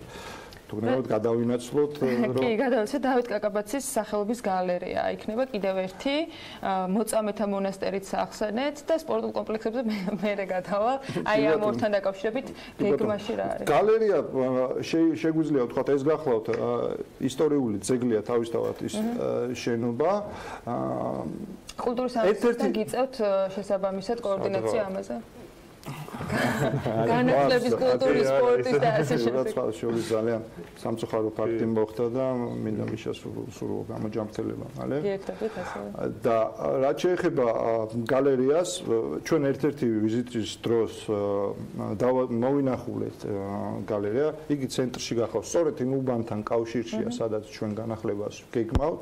შესაბამისად, წრიულად მოდით ესე ვთქვათ, გარკვეული სამუშაოები, რა თქმა უნდა, განხორციელებული უკვე არსებობს და ცენტრალური უბანი განახლებული არის, მაგრამ საბოლოო ჯამში რაც ჩვენ გვინდა განვახორციელოთ გალერეის ჩათვლით კრავს მთლიანად დიდ მარშრუტს და ბევრად უფრო როგორ გითხრათ არ მოგბეზდება ქუთაისში სეირნობა მონასტრების დასათვალიერება შეიძლება ამ პრინციპში მათ შორის უნდა აღვნიშნოთ აუცილებლად რომ ქუთაისი ყოველთვის იყო თავისი ღამის ცხოვრებით განთქმული ჩვენთვის ეს ცნობილია და ცენტრი იყო ერთგვარი თავისი განსხვავებული და რაც შეეხება გალერეას თქვენ ვერ წარმოიდგენთ როგორ მდგომარეობაშია სამწუხაროდ უნიკალური ექსპონატებია ნამდვილად, მათ შორის არის ფიროსმანი, ახვლედიანი, კაკაბაძეზე აღარ ვსაუბრობ, რა თქმა უნდა და ამას აუცილებლად დედაქალაქის სტატუსი იბრუნებს ქუთაისს. აუცილებლად დაიბრუნებს და მათ შორის დაიბრუნებს სპორტული და წყლის სპორტის დედაქალაქის სტატუსსაც, იმიტომ რომ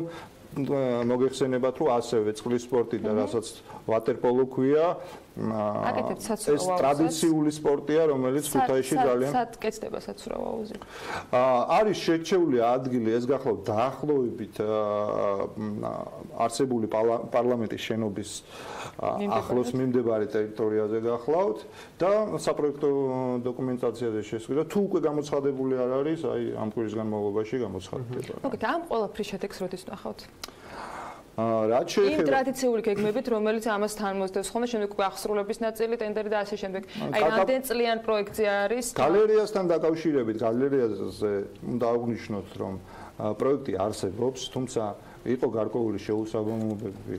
იქიდან გამომდინარე თვითონ როგორც აღნიშნე ეს შენობა გახლავთ კულტურის ძეგლი. ამიტომ მას სჭირდება გარკვეული ცვლილებები. სამწუხაროდ ესეც ალბათ დაზღვევის ნაწილში თქვა შეიძლება რეფერენსი მიხმობთ თქვენ. იმიტომ რომ სამწუხარო რეალობაა, რომელსაც ვაწყდებით, ჩვენ ვყიდულობთ საპროექტო დოკუმენტაციას და შემდგომ უკვე დაბალი ხარისხის გარკვეული რაღაცა ხარვეზების გამო გვიწევს ან გადაკეთება და პასუხისმგებლობის ნაწილი ამ დროს იკარგება დრო ფულია, თქვენ კარგად მოგეხსენებათ და შესაბამისად ვფიქრობთ, რომ დაზღვევის კომპონენტები ამ ნაწილში აუცილებლად შესატანი იქნება, რასაც პროექტირება ქვია. ხოლო ეს პროექტი არსებობს, ამიტომ რედიზაინზე ძალიან ცოტა დრო დაიკარგება, შესაბამისად საშუალება გვექნება მომავალ წელს უკვე განვახორციელოთ თვითონ სამშენებლო სამუშაოები. რაც შეეხება ურბანულ განახლებას, ამას რა თქმა უნდა ეს კომპლექსურია, საკმაოდ მოცულობითი სამუშაოები იქნება განხორციელებელი, ამიტომ წლის ბოლოს ვფიქრობთ, რომ დავასრულოთ საპროექტო 2019 წლის ბოლოს საუბრობ საპროექტო დოკუმენტაციის შეძენა და რაც შეეხება მშენებლობას, მე ვფიქრობ, რომ 2 წელი მაინც გასტევს. და ცხოველთა თავშესაფრები, მოსავალი შორისօრი დღის წინ ძალიან კარგი ამბავი გავაცანეთ ჩვენს მაყურებელს, რომ ცხოველთა თავშესაფრების მშენებლობა იწყება არა მხოლოდ ქუთაისში, ესახებოდა სხვა რეგიონებს. ეს რისი ნაწილი არის თუ ეს ცალკე აქ მადლობა უნდა უთხრათ ნამდვილად კახეთის რეგიონს და კახეთის გუბერნატორს, მისი ინიცირებული გახლავთ ეს პროექტი. ჩვენ სამწუხაროდ ნამდვილად არ მიგვიქცევია და ფოკუსი ამ მიმართულებით არ გაგვიკეთებია, მათგან იყო ინიცირებული, შემდგომ მოვახდინეთ შესწავლა ამ საკითხის და აღმოჩნდა, რომ საკმაოდ რთული პირობებში ოპერირებს ქალაქები და საკმაოდ დიდი პრობლემის წინაშე დგას. აქ არის როგორც დაკპენილი ტურისტები, ისე ბავშვები და ამას ყველაფერს მოწესრიგება ჭირდება და ცხოველებიც რა თქმა უნდა და კახეთის ეს პრობლემა აღმოჩნდა, რომ მარტო კახეთში არ არსებობს, საქართველოს სხვა რეგიონებშიც არის და ჩვენ გადავწყვიტეთ, რომ მოვაწესრიგოთ wild ტურიზმის მიმართულებით თუგინა განავითარეთ აფრიკას დავუტოვოთ. wild ტურიზმის მოყვარულებისთვის ძალიან ბევრი სხვა პროექტები გვაქვს და იმას სხვა გადაცემაში მოვახსენებთ. ძალიან დიდი მადლობა. გამიხარდა, რომ სადაზღვო სექტორთან დაკავშირებითაც გაგიღუებთ ნოსტალგიური მაქვს. სენტიმენტები. წარმატებას გისურვებთ თვითმეტეს. აქაც ძალიან დიდი სიამოვნებით გვასმისლობთ და ვისმენთ ყველა სიახლეს. გიორგი შენგელიას მუნიციპალური განვითარების ფონდის აღმასრულებელ დირექტორის მასპინძლობთ საქმიანი დილის ეთერში და დააბრძნებულია, რომ კიდევ არაერთხელ მოგვიწევს მასთან ერთად ბევრი სიახლის წარდგენა თქვენთვის ამ ეთერიდან და არა მხოლოდ. მადლობა მას კიდევ ერთხელ სტუმრობისათვის. ახლა გრძელვადიანი ამედის პროგნოზს გადავხედოთ, როგორი ამიდი გოლდება. მომდევნო 3 დღის განმავლობაში და ძალიან მალე დაგიბრუნდებით. ამინდის პროგნოზის სპონსორია SEU დეველოპმენტი.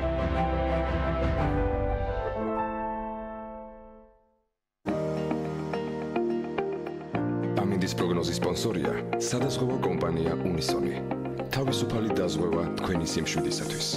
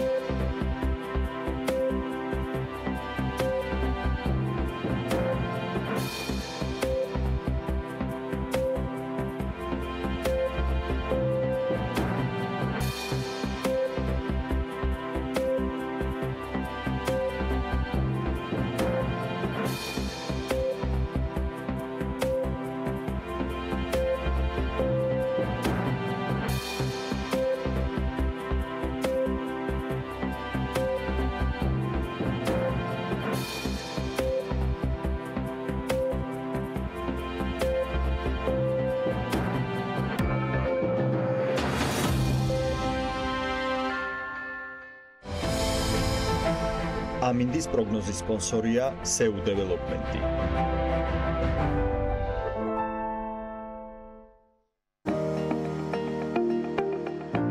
ამინდის პროგნოზის სპონსორია სადაზღვევო კომპანია უნისონი. თავისუფალი დაზღვევა თქვენი სიმშვიდისათვის.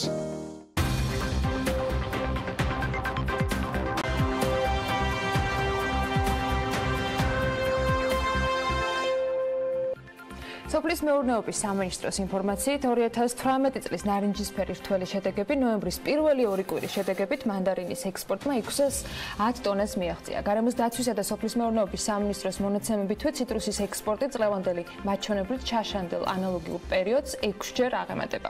ჯამურად სექტემბრიდან ნოემბრის 11-მდე მონაცემებს თუ დავითვლით, ჩვენი ინფორმაციით ექსპორტი 718 ტონაა. ინფორმაციას ახლა პირდაპირ ეთერში გავაახლევთ. 11 ნოემბერი ცოტა უკვე გავლილი პერიოდია. Skype-ის ხმარებით გვერდება ტიტი აროშიძე, აჭარის ავტონომიური რესპუბლიკის სოფლის მეურნეობის მინისტრი. მოგესალმებით ბატონ ტიტე. მადლობა იმისთვის, რომ ხართ ჩვენთან ერთად. მონაცემებს დავაზუსტებ პირველ რიგში, როგორი არის დღის მდგომარეობით საექსპორტო მონაცემები? 2018 წლის მდგომარეობით საექსპორტო მონაცემები გახლავთ 1140 ტონა, ანუ როგორც ხედავთ 2011-თან შედარებით შეცვლილია, ამ საკმაოდ გაზრდილია. და თუ კი შევადარებთ 2017 წელს ანალოგიურ პერიოდთან შედარებით იყო 351 ტონა გატანილი. მოგეხსენებათ, რომ ციტრუსის სეზონი დაკავშირებულია უფრო სადღესასწაულო დღეებთან, უბრალოდ ციტრუსის ექსპორტი შესაბამისად ნელ-ნელა იწყება სხვადასხვა ქვეყნებში, რომელიც ტრადიციული მომხმარებელია ციტრუსის. ბატონ ტიტე, ცირე ტექნიკური ხარვეზი გვაქვს. თუ შეიძლება ბოლო ნაწილი კიდევ ერთხელ რომ დავაზუსტოთ, რა მონაცემებს ელოდებით სწორედ სადღესასწაულო პერიოდებთან დაკავშირებით, დაახლოებით? ფაქტიურად შეიძლება ითქვას, რომ ციტრუსის 60-70%-ის ექსპორტი უკავშირდება სადღესასწაულო დღეებს, სხვადასხვა ქვეყნებში სადღესასწაულო დღეებს, ეს არის შობა, ახალი წელი და ამ პერიოდისათვის ხდება სწორედ მობილიზება ციტრუსისა. მოგეხსენებათ, ძირითადად ჩვენი მომხმარებელი არის საბჭოთა კავშირის ქვეყნები, შესაბამისად ტრადიციულად აღინიშნება 31 დეკემბრის ღამეს ახალი წელი და შემდგომი დღეებიც რა თქმა უნდა უკავშირდება დღესასწაულებს. გაიზრდება რა თქმა უნდა ციტრუსის ექსპორტი და დაახლოებით 60-70% სწორედ აი ამ დღესასწაულების ხარჯზე იქნება საექსპორტოდ გატანილი. ამ ქვეყნები რომელი არის ყველაზე აქტიურად ვისთანაც თანამშრომლობთ ამ საექსპორტო ურთიერთობების ფარგლებში, თუ შეგიძლიათ რომ გითხრათ. ტრადიციული ქვეყნები ვინ იყო და ახლებით ხო არ დაემატა, ან ხო არ აპირებთ ახალ ბაზრებზე გასვლას? რა თქმა უნდა, ჩვენ მუდმივ კომუნიკაციაში ვიმყოფებით, როგორც საბჭოთა ქვეყნების მომხმარებლებთან, ასევე ევროპის ბაზრებთან, ევროპულ მეწარმეებთან, მაგრამ როგორც წესი, ტრადიციული ხლები გახლავთ და ყველაზე დიდი წილი საექსპორტო ბაზარში უწევთ რუსეთს, სომხეთს, უკრაინას, ყაზახეთს და ყირგიზეთს. ამ ეტაპისთვის, რაც საკმაოდ მოულოდნელი იყო, დაემატა ლატვია, ანუ ბალტიისპირეთის ქვეყნები. ჩვენ ველოდებით უკვე პოლონეთიდან ექსპორტიორებს, რომლებიც გაიტანს ციტრუსს ევროპის ბაზარზე, ამასთანავე უნგრეთთან გვაქვს მოლაპარაკება და გერმანია, იტალიასთან. ამასთანავე დაინტერესებულია ესპანეთი, თუმცა შესაძლებელია წელს გარკვეულმა ქვეყნებმა ფერფოს ციტრუსთან დაკავშირებული ლოჯისტიკური საკითხების მოგვარება. ანუ მომავალი წლისთვის არის ეს ახალი ქვეყნებთან დამყარება ურთიერთობის, როგორც თქვენგან შეიძლება. ლატვია უკვე შემოსულია და გატანილი აქვს ციტრუსი, ამასთანავე პოლონეთსაც ველოდებით უახლოეს პერიოდში, რომელიც გაიტანს ციტრუსს პოლონეთის ბაზარზე. ბატონ ტიტე, როგორც ვიცი, ცალკე არის კიდევ ის მანდარინი, რომელიც საწარმოებში ბარდება, გადამუშავდება და 10 თეთრიანი სუბსიდირებით არის სახელმწიფო ამ ნაწილში ჩართული. ამ მიმართულებით როგორ მიდის პროცესი, არის თუ არა რაიმე სახის პრობლემები და რამდენად არიან დატვირთულები საწარმოები, რომლებთანაც გაქვთ თქვენ კომუნიკაცია და ურთიერთობა? ჯერჯერობით შეიძლება ითქვას, რომ მომხმარებლის საბედნიეროდ, ასევე ფერმერების საბედნიეროდ ნაკლებია წელს სამრეწველო მანდარინი, თუმცა სახელმწიფო მზად არის, როდესაც დაიწყება სამრეწველო მანდარინის მიღება 2018-19 წლის დასაწყისში კილოგრამზე დააფინანსოს თანადაფინანსებით 10 თეთრი, ხოლო ქარხანა რომელიც იბარებს ის დააფინანსებს ასევე 10 თეთრი, ჯამურად გამოდის 20 თეთრი, რაც საკმაოდ მისაღები თანხა არის 13 რა თანხა დაუჯდება ბიუჯეტს სუბსიდირება 20 თეთრით, ან რამდენ კილოგრამზე ფიქრობთ რომ მოხდება სუბსიდირების თქვათ გაღება? ჩვენ გათვლილი გვაქვს ჯამურად 800.000 ლარამდე სუბსიდირების თანხა, თუმცა რა თქმა უნდა ძალიან ძნელია ვივარაუდოთ თუ რა იქნება პროგნოზი გამომდინარე იქიდან რომ წელს მანდარინი არის საკმაოდ ხარისხიანი. ბატონ ტიტე, ხარისხიანი ახსენეთ, თუმცა თქვენ ხარისხი ახსენეთ, თუმცა იყო მოლოდინი და შიში იმის რომ შესაძლოა ფაროსანას ციტრუსის მოსავალიც დაეზიანებინა. დღეს შეგვიძლია უკვე ვთქვათ რომ ამ ნაწილში ან რაიმე ვთქვათ ზარალი მიიღეს ან გადარჩა ციტრუსი აჭარაში ამ შემთხვევაში. მცირედით არის დაზიანებული, თუმცა მთლიანი მოსავლის დაახლოებით 10%-იც არ იქნება დაზიანებული, შესაბამისად წელს გადარჩა როგორც ბუნებრივ მავნებელს, ესე ვთქვათ ფაროსანას, ასევე გადაურჩა სეტყვებს და იმ ცუდამინდებს, რომელიც მოსალოდნელი იყო ნოემბრის თვეში, უკვე აქტიურ ფაზაში არის კრექის პროცესი, შესაბამისად რამოდენიმე დღეში ციტრუსის მოსავალი დაბინავებული იქნება და პრობლემა გასაღებასთან დაკავშირებით ვფიქრობ სახელმწიფოს ჩარევით არ იქნება. იყო თუ არა რაიმე პროგრამები განხორციელებული მავნებელთან ბრძოლისთვის, ეს ამის შედეგად შეგვიძლია ჩავთვალოთ თუ აჭარამდე არ მიუღწევია მავნებელს? შეიძლება ითქვას, რომ აჭარამ უპრეცედენტო ბრძოლა გამოუცხადა 2018 წელს აღნიშნულ მავნებელს, იყო მაქსიმალურად მობილიზებული ტექნიკა, რომელიც როგორც თერმომინისტრით, ასევე ცივი შეწამლით ახდენდა მას გარემაცივების შეწამლას, ამასთანავე დარგებული იყო ფერომონები, რომელმაც საკმაოდ დიდი ეფექტი გამოიღო და შეიძლება ითქვას, რომ საქართველოს სხვა რეგიონებთან შედარებით აჭარას ესე ვთქვათ ნაკლები პრობლემა ჰქონდა, თუმცა რა თქმა უნდა იყო პრობლემები, იგივე დაუშვათ სხვადასხვა ხილის მოსავალთან დაკავშირებით, სხვადასხვა ბაღჩეულ კულტურებთან დაკავშირებით იყო პრობლემები, თუმცა ვფიქრობ, რომ მოსახლეობასთან ერთად ხელისუფლება მისი აქტიური ბრძოლით მოახდენს ამ მავნებლის წინააღმდეგ საკმაოდ კარგი შედეგების დადებას. დიდი მადლობა. წარმატებას გისურვებთ თველის დასრულებაში. ტიტე ნაროშიძე, აჭარის ავტონომიური რესპუბლიკის სოფლის მეურნეობის მინისტრი გვერდთობოდა პირდაპირ ეთერში. შემოდგომის ბოლოსთვის არა მხოლოდ აჭარაში, იმერეთის, სამეგრელოს და გურის რეგიონებში სახელმწიფოს მიერ თერმული ნისრის ტექნოლოგიით და ცივი შესხურების მეთოდით ჯამში 700.000 ჰექტარამდე ფართობი არის დამუშავებული. აზიურ ფაროსანასთან ბრძოლის პროცესი უნდა გაგრძელდეს და გრძელდება, ამიტომ რომ ამით არ შეიძლება რამე დასრულდეს.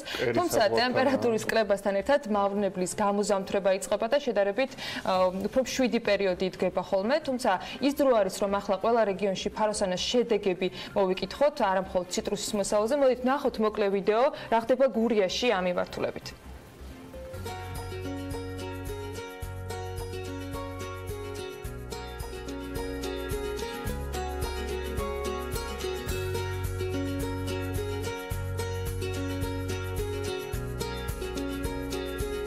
ეს წელიწადში კარგი მოსავალი არის, გაზრდილია რაოდენობა, შარშანდეთან შედარებით ხარისხი არაჩვეულებრივი და მიდის მუშაობა დაგრეფა და დასაწყობება და ველოდებით ყიდულს. სახელმწიფომაც უნდა შეიტანოს წვლილი და ფერმერებმაც, რომ ეს მივიღოთ ეს ხარისხიანი შედეგი. უნდა იყოს ხარისხიანი მედიკამენტები, შხამქიმიკატები, რომელსაც ფერმერები ვიყენებთ, რომ მივიღოთ ხარისხიანი ნაყოფი.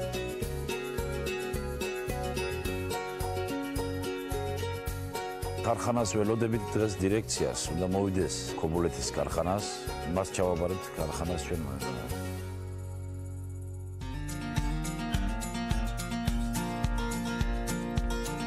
ჩვენ ვიმყოფებით ახლა ხალის საკოლმეურნეო მუნიციპალიტეტში. ეს არის ჩემი საკარმი დამართ. მანდარინი მაქვს 9 ჰექტარზე. რა თქმა უნდა, მარტო სახელმწიფო ჩვენ ვერაფერს ვერ გაგვიკეთებს. ჩვენ უნდა ვიბრძოლოთ, ჩვენ ხელი უნდა გავანძილოთ და უნდა ვიმუშაოთ. თუ ვიმუშავოთ, შედეგიც იქნება, ცოტა რა თქმა უნდა, იქნება შედეგი.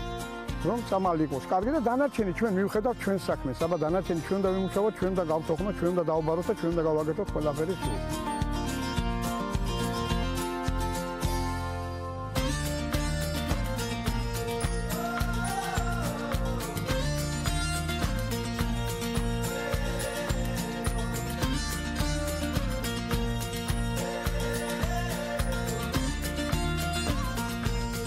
ბაღებში დასაქმებულია 50 ადამიანი. ერთ დღეში შემოდის 10 ტონა ნაყოფი და საწყობდება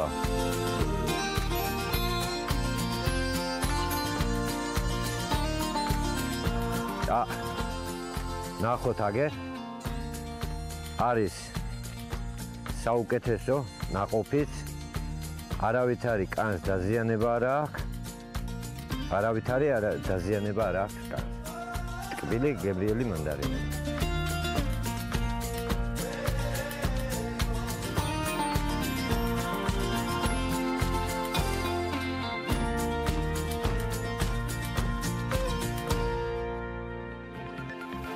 რა შედეგი აქვს აპრილის თვიდან ოქტომბრამდე განხორციელებულ ღონისძიებებს და არა მხოლოდ ციტრუსის პლანტაციების მეპატრონეებისათვის, შემცირდა თუ არა ფაროსანას რაოდენობა და გავრცელების არეალი, ამაზე უნდა გავაგრძელოთ საუბარი სტუმართან. სურსათის ეროვნული სააგენტოს მცენარეთა დეპარტამენტის უფროსი ნიკა მესხი არის ჩვენთან ერთად. მოგესალმებით ბატონო ნიკა. მადლობა რომ ხართ ჩვენთან ერთად. ისევ ციტრუსზე მინდა ვიკითხო, აჭარაზე მოვისმინეთ პრინციპში, რომ 10% არის აჭარის სოფლის მეურნეობის მინისტრის განცხადებით ფაროსანასგან მიყენებული ზიანი. სხვა რაიონებში გურის განქონდა ხა ინფორმაცია, ეს ვიდეო კარგი საშუალება იყო პრინციპში ამ ინფორმაციის გასახლებლად. რა ხდება სხვა მიმართულებით და დაახლოებით რა წილობრივ ზარალზე შეგვიძლია ვილაპარაკოთ? მოგესალმებით, მივესალმებით ტელემაყურებლებს. მიმდინარე წელს სააგენტომ გაატარა უპრეცედენტო ღონისძიებები აზიური ფაროსანას წინააღმდეგ და ჩვენ მოვისმინეთ თუ როგორი შედეგები გვაქვს ციტრუსში. ეს არის როგორც აჭარის რეგიონში, ასევე სამეგრელოს, გურიის, სადაც ჩვენ ვეწევით მეციტრუსოებას და ძალიან კარგი შედეგები გვაქვს. არის ხარისხიანი და არის მაღალი მოსავალი და ექსპორტის შეუფერხებლად განხორციელების მიზნით ჩვენ დამატებით ფიტოსანიტარი ინსპექტორების მობილიზება მოვახდინეთ და რეგიონში იმყოფებიან და მუდმივ რეჟიმში მიმდინარეობს ფიტოსანიტარიული სერტიფიცირების პროცესი, რაც რა თქმა უნდა აუცილებელია ამ პროდუქციის საქართველოსთან ექსპორტის დროს.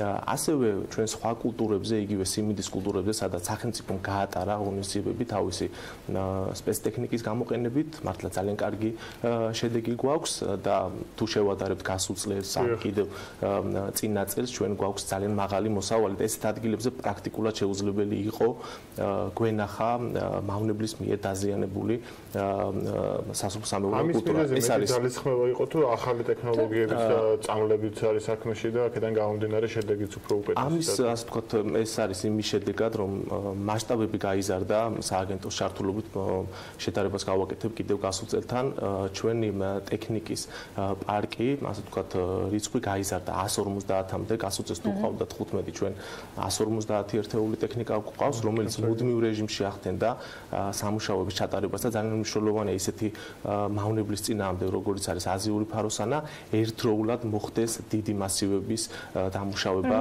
ნახე ისეთი კადრებიც და იყო რეგიონული მედიებისგან ისეთი ინფორმაცია, რომ მაინც არსებობდა იგივე სიმინდის შემთხვევაში ფაროსანასგან დაზიანებული მოსავლის შემთხვევები. აი ასეთ დროს რასთან გვაქვს საქმე? ვიდეოში აღნიშნავდნენ ადამიანები, რომ ორმხრივი თანამშრომლობა არის აუცილებელი. ტექნიკა სადამდე შეიძლება რომ მივიდეს და რამდენად ინდივიდუალური შეიძლება იყოს ამ შემთხვევაში მავნებელთა ბრძოლა. ჩვენს პროგრამაში და საერთოდ ამ მავნებლის საწინააღმდეგო ღონისძიებებში ძალიან დიდი მნიშვნელობა აქვს ჩართულობას მოსახლეობის, როგორც სახელმწიფოს მხრიდან ტარდება ღონისძიები, ასევე ის დიდი წილი რაც მოდის ასევე ფერმერზე, მანაც უნდა ჩაატაროს ღონისძიება. ყველგან ჩვენი ტექნიკით ვერ შევვალთ, რასაკვირველია და ჩვენ შემოვიფარგლებით იმ დიდი მასივებით და იმ არეალით, სადაც ჩვენი ტექნიკა გადაადგილდება, თუმცა ის საკარმი და მონაკვეთები, სადაც არ არის ასე ვთქვათ დიდი მასივები, აქ ფერმერის მიერ უნდა ჩატარდეს ღონისძიება და იმის წოდნით და ჩვენ ეს ინფორმაცია მივაწოდეთ და კიდევ მივაწოდებთ ფერმერებს იმ ეფექტური ღონისძიებების შესახებ. ძალიან მნიშვნელოვანია ესეც იგივე ეფექტური პრეპარატები, შესხურების დრო, შესხურების ვადები, ხარჯვის ნორმები, ანუ ეს ინფორმაცია აქვთ ფერმერებს იგივე იმ საინფორმაციო ბროშურებში, რომელიც ჩვენ გადავეცით ასევე პრეპარატთან ერთად და საჭირო დროს ჩატარებული ღონისძიებების შედეგად ჩვენ ავიცილებთ რა თქმა უნდა ამ მავნებლის მიერ მოტანილ ზიანს. ამიტომ მნიშვნელოვანია თითოეული ფერმერის ჩართულობა ამ ღონისძიებებში. ეხლა ზამთრის სეზონი არის და ერთგვარად ფაროსანასთვისაც გამოძინების პერიოდი არის, როცა მისი თქვათ გამოაშკარავება სად ბუდობს ყველაზე აქტიურად რთული არის. მათ შორის მოსახლეობაც ვერ იქნება განსაკუთრებით აქტიური. თქვენ რა ღონისძიებებს გეკავთ ამ დროისათვის, რომ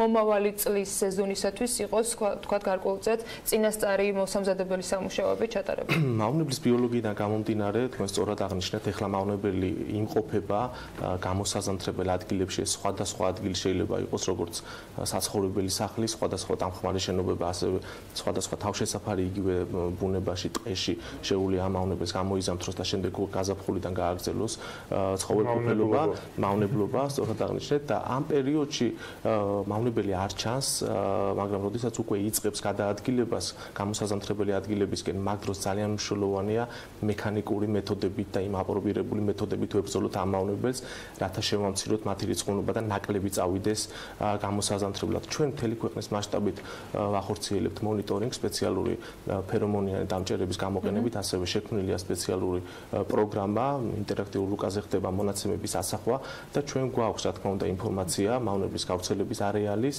და სად არის მავნებელი მეტი რიცხოვნობით. მინდა აღვნიშნო, რომ მავნებლის გავრცელების გეოგრაფიული არეალი არ შეცვლილა, როგორც იყო საუბარი კახეთსაკენ გადაინაცვლებდა, ანუ ეს რისკი დღეს ეს რისკი ჩვენ არ გვაქვს შემთხვევა, როდესაც ამ მავნებლის მიერ გარდა 4 რეგიონის, სადაც ეს მავნებელი გვხვდებოდა, თავიდანვე გამოეწვიოს მას სასოფლო-სამეურნეო კულტურების დაზიანება. თუმცა გვხვდება ერთეული ინდივიდები და ეს გამოწვეულია იმ ფაქტორებით, რომ ვიცით მავნებელი ძალიან კარგად გადაადგილდება, რამოდენიმე ათეული კილომეტრი შეუძლია იფრინოს, ასევე სატრანსპორტო საშუალებების მიმოსვლით შესაძლოა მისი მოხვედრა მოხდეს ისეთ ადგილზე, სადაც არ გვხვდებოდა და ამიტომ ერთეული ინდივიდები შესაძლოა შეგვხვდეს და გვხვდება. ასევე აღსანიშნავია ის სახეობები, რომელიც ასე ვთქვათ, ამ ოჯახის წარმომადგენლები არიან, ბაღრინჯოების ოჯახის, რომელიც ენდემურად გვხვდება საქართველოში 24 სახეობამდე ყვავს და ესენი არ წარმოადგენენ ისეთ პრობლემას, როგორიც არის აზიური ფაროსანა. კიდევ მაინტერესებს უკვე მეორე ზამთარს ხვდებით ფაროსანას შედეგებს ვითვლით და მომავალისთვის ემზადებით. შარშანდელისგან განსხვავებით წელს, აი რო ავიღოთ დეკემბრის დასაწყისი, ნოემბერი მთავრდება ფაქტობრივად, რა პროცენტული წილის ან რა ნაწილის თქვათ დასახელება შეგვიძლია, რომ აი ეს ნაწილი მოუხსენით, ან შევამცირეთ თუ არა მავნებელი ჯამში. ჩვენ პროგრამით გქონდა განსაზღვრული, რომ მავნებლის ზიანი ყოფილიყო არაუმეტეს 5-15%-ისა და ბატონმა მინისტრმა აღნიშნა გამოსვლის დროს, რომ ციტრუსის შემთხვევაში ეს არ აჭარბებს 10%-ს, იგივე სიმინდის მასივებში, სადაც ჩვენს მიერ გატარდა ღონისძიებები, იქაც არ აჭარბებს, იქ 5%-ზე ნაკლები შეიძლება იყოს, რადგან პრაქტიკულად ვერ ვხვდებოდით აი ამ ლიმიტებში. რა თქმა უნდა, ვჯდებით იმ ადგილებზე, სადაც სახელმწიფომ ჩაატარა ღონისძიებები, თუმცა არსებობს პრობლემები და ამას არ უარყოფთ, ის ადგილები, სადაც არ ჩატარდა ღონისძიება, სადაც ნაკლები ჩართულობა იყო ფერმერების მხრიდან, იქ გვაქვს ამ არჩატარების მიზეზი არის რესურსის არასაკმარისობა თუ თანამშრომლობის ვერ გამართვა ამ შემთხვევაში მოსახლეობას იმ ფერმერებთან, ვისაც რეალურად შეექმნა პრობლემები. ანუ ეს კომპლექსურ ხასიათს ატარებს და ჩვენ მუშაობთ ამ მიმართულებით, ასევე როგორც საინფორმაციო მიმართულებით, ჩვენ კიდევ უფრო გავააქტიურდებით მიუხედავად იმისა, რომ მთელი ამ 2 წლის განმავლობაში აქტიურ საინფორმაციო კამპანიას ვეწევით და ამას ჩვენ გავაგრძელებთ, რათა მნიშვნელოვანია ცოდნა იმ მეთოდების, იმ ეფექტური ღონისძიებების, რითაც ამ მავნებელს ჩვენ ეფექტურად შევებრძოლებით. წარმატებას გისურვებთ, უფრო მეტ აქტიურობას მოსახლეობის მხრიდან და რა თქმა უნდა, მეტი განადგურება მავნებელს. უფრო ნაკლებ ზარალს თქვენთვისაც და მათთვისაც, ვისთვისაც ეს უშუალოდ შემოსავლის წყაროა და არა მხოლოდ შემოსავლის წყარო. ნიკა მესხს სურსათის ეროვნული სააგენტოს მცენარეთა დეპარტამენტის უფროს მასმედლობით საქმიანი დილის ეთერში დარწმუნებული, რომ ფაროსანასთან დაკავშირებით არაერთხელ გვექნება შედეგების შეჯამება თუ იმ ღონისძიებების დაგეგმასთან დაკავშირებით ინფორმაციის განახლება, რომელიც თითოეული ამ დასახელებული 4 რეგიონის თუ არა მხოლოდ პრობლემა შეიძლება გახდეს და მეორე სხვა პრობლემა შეიძლება იყოს მოგვარებადი. მადლობა სტუმრობისათვის, წარმატებას გისურვებთ. სარეკლამო პაუზის შემდეგ დაგიბრუნდებით რამდენიმე წუთში.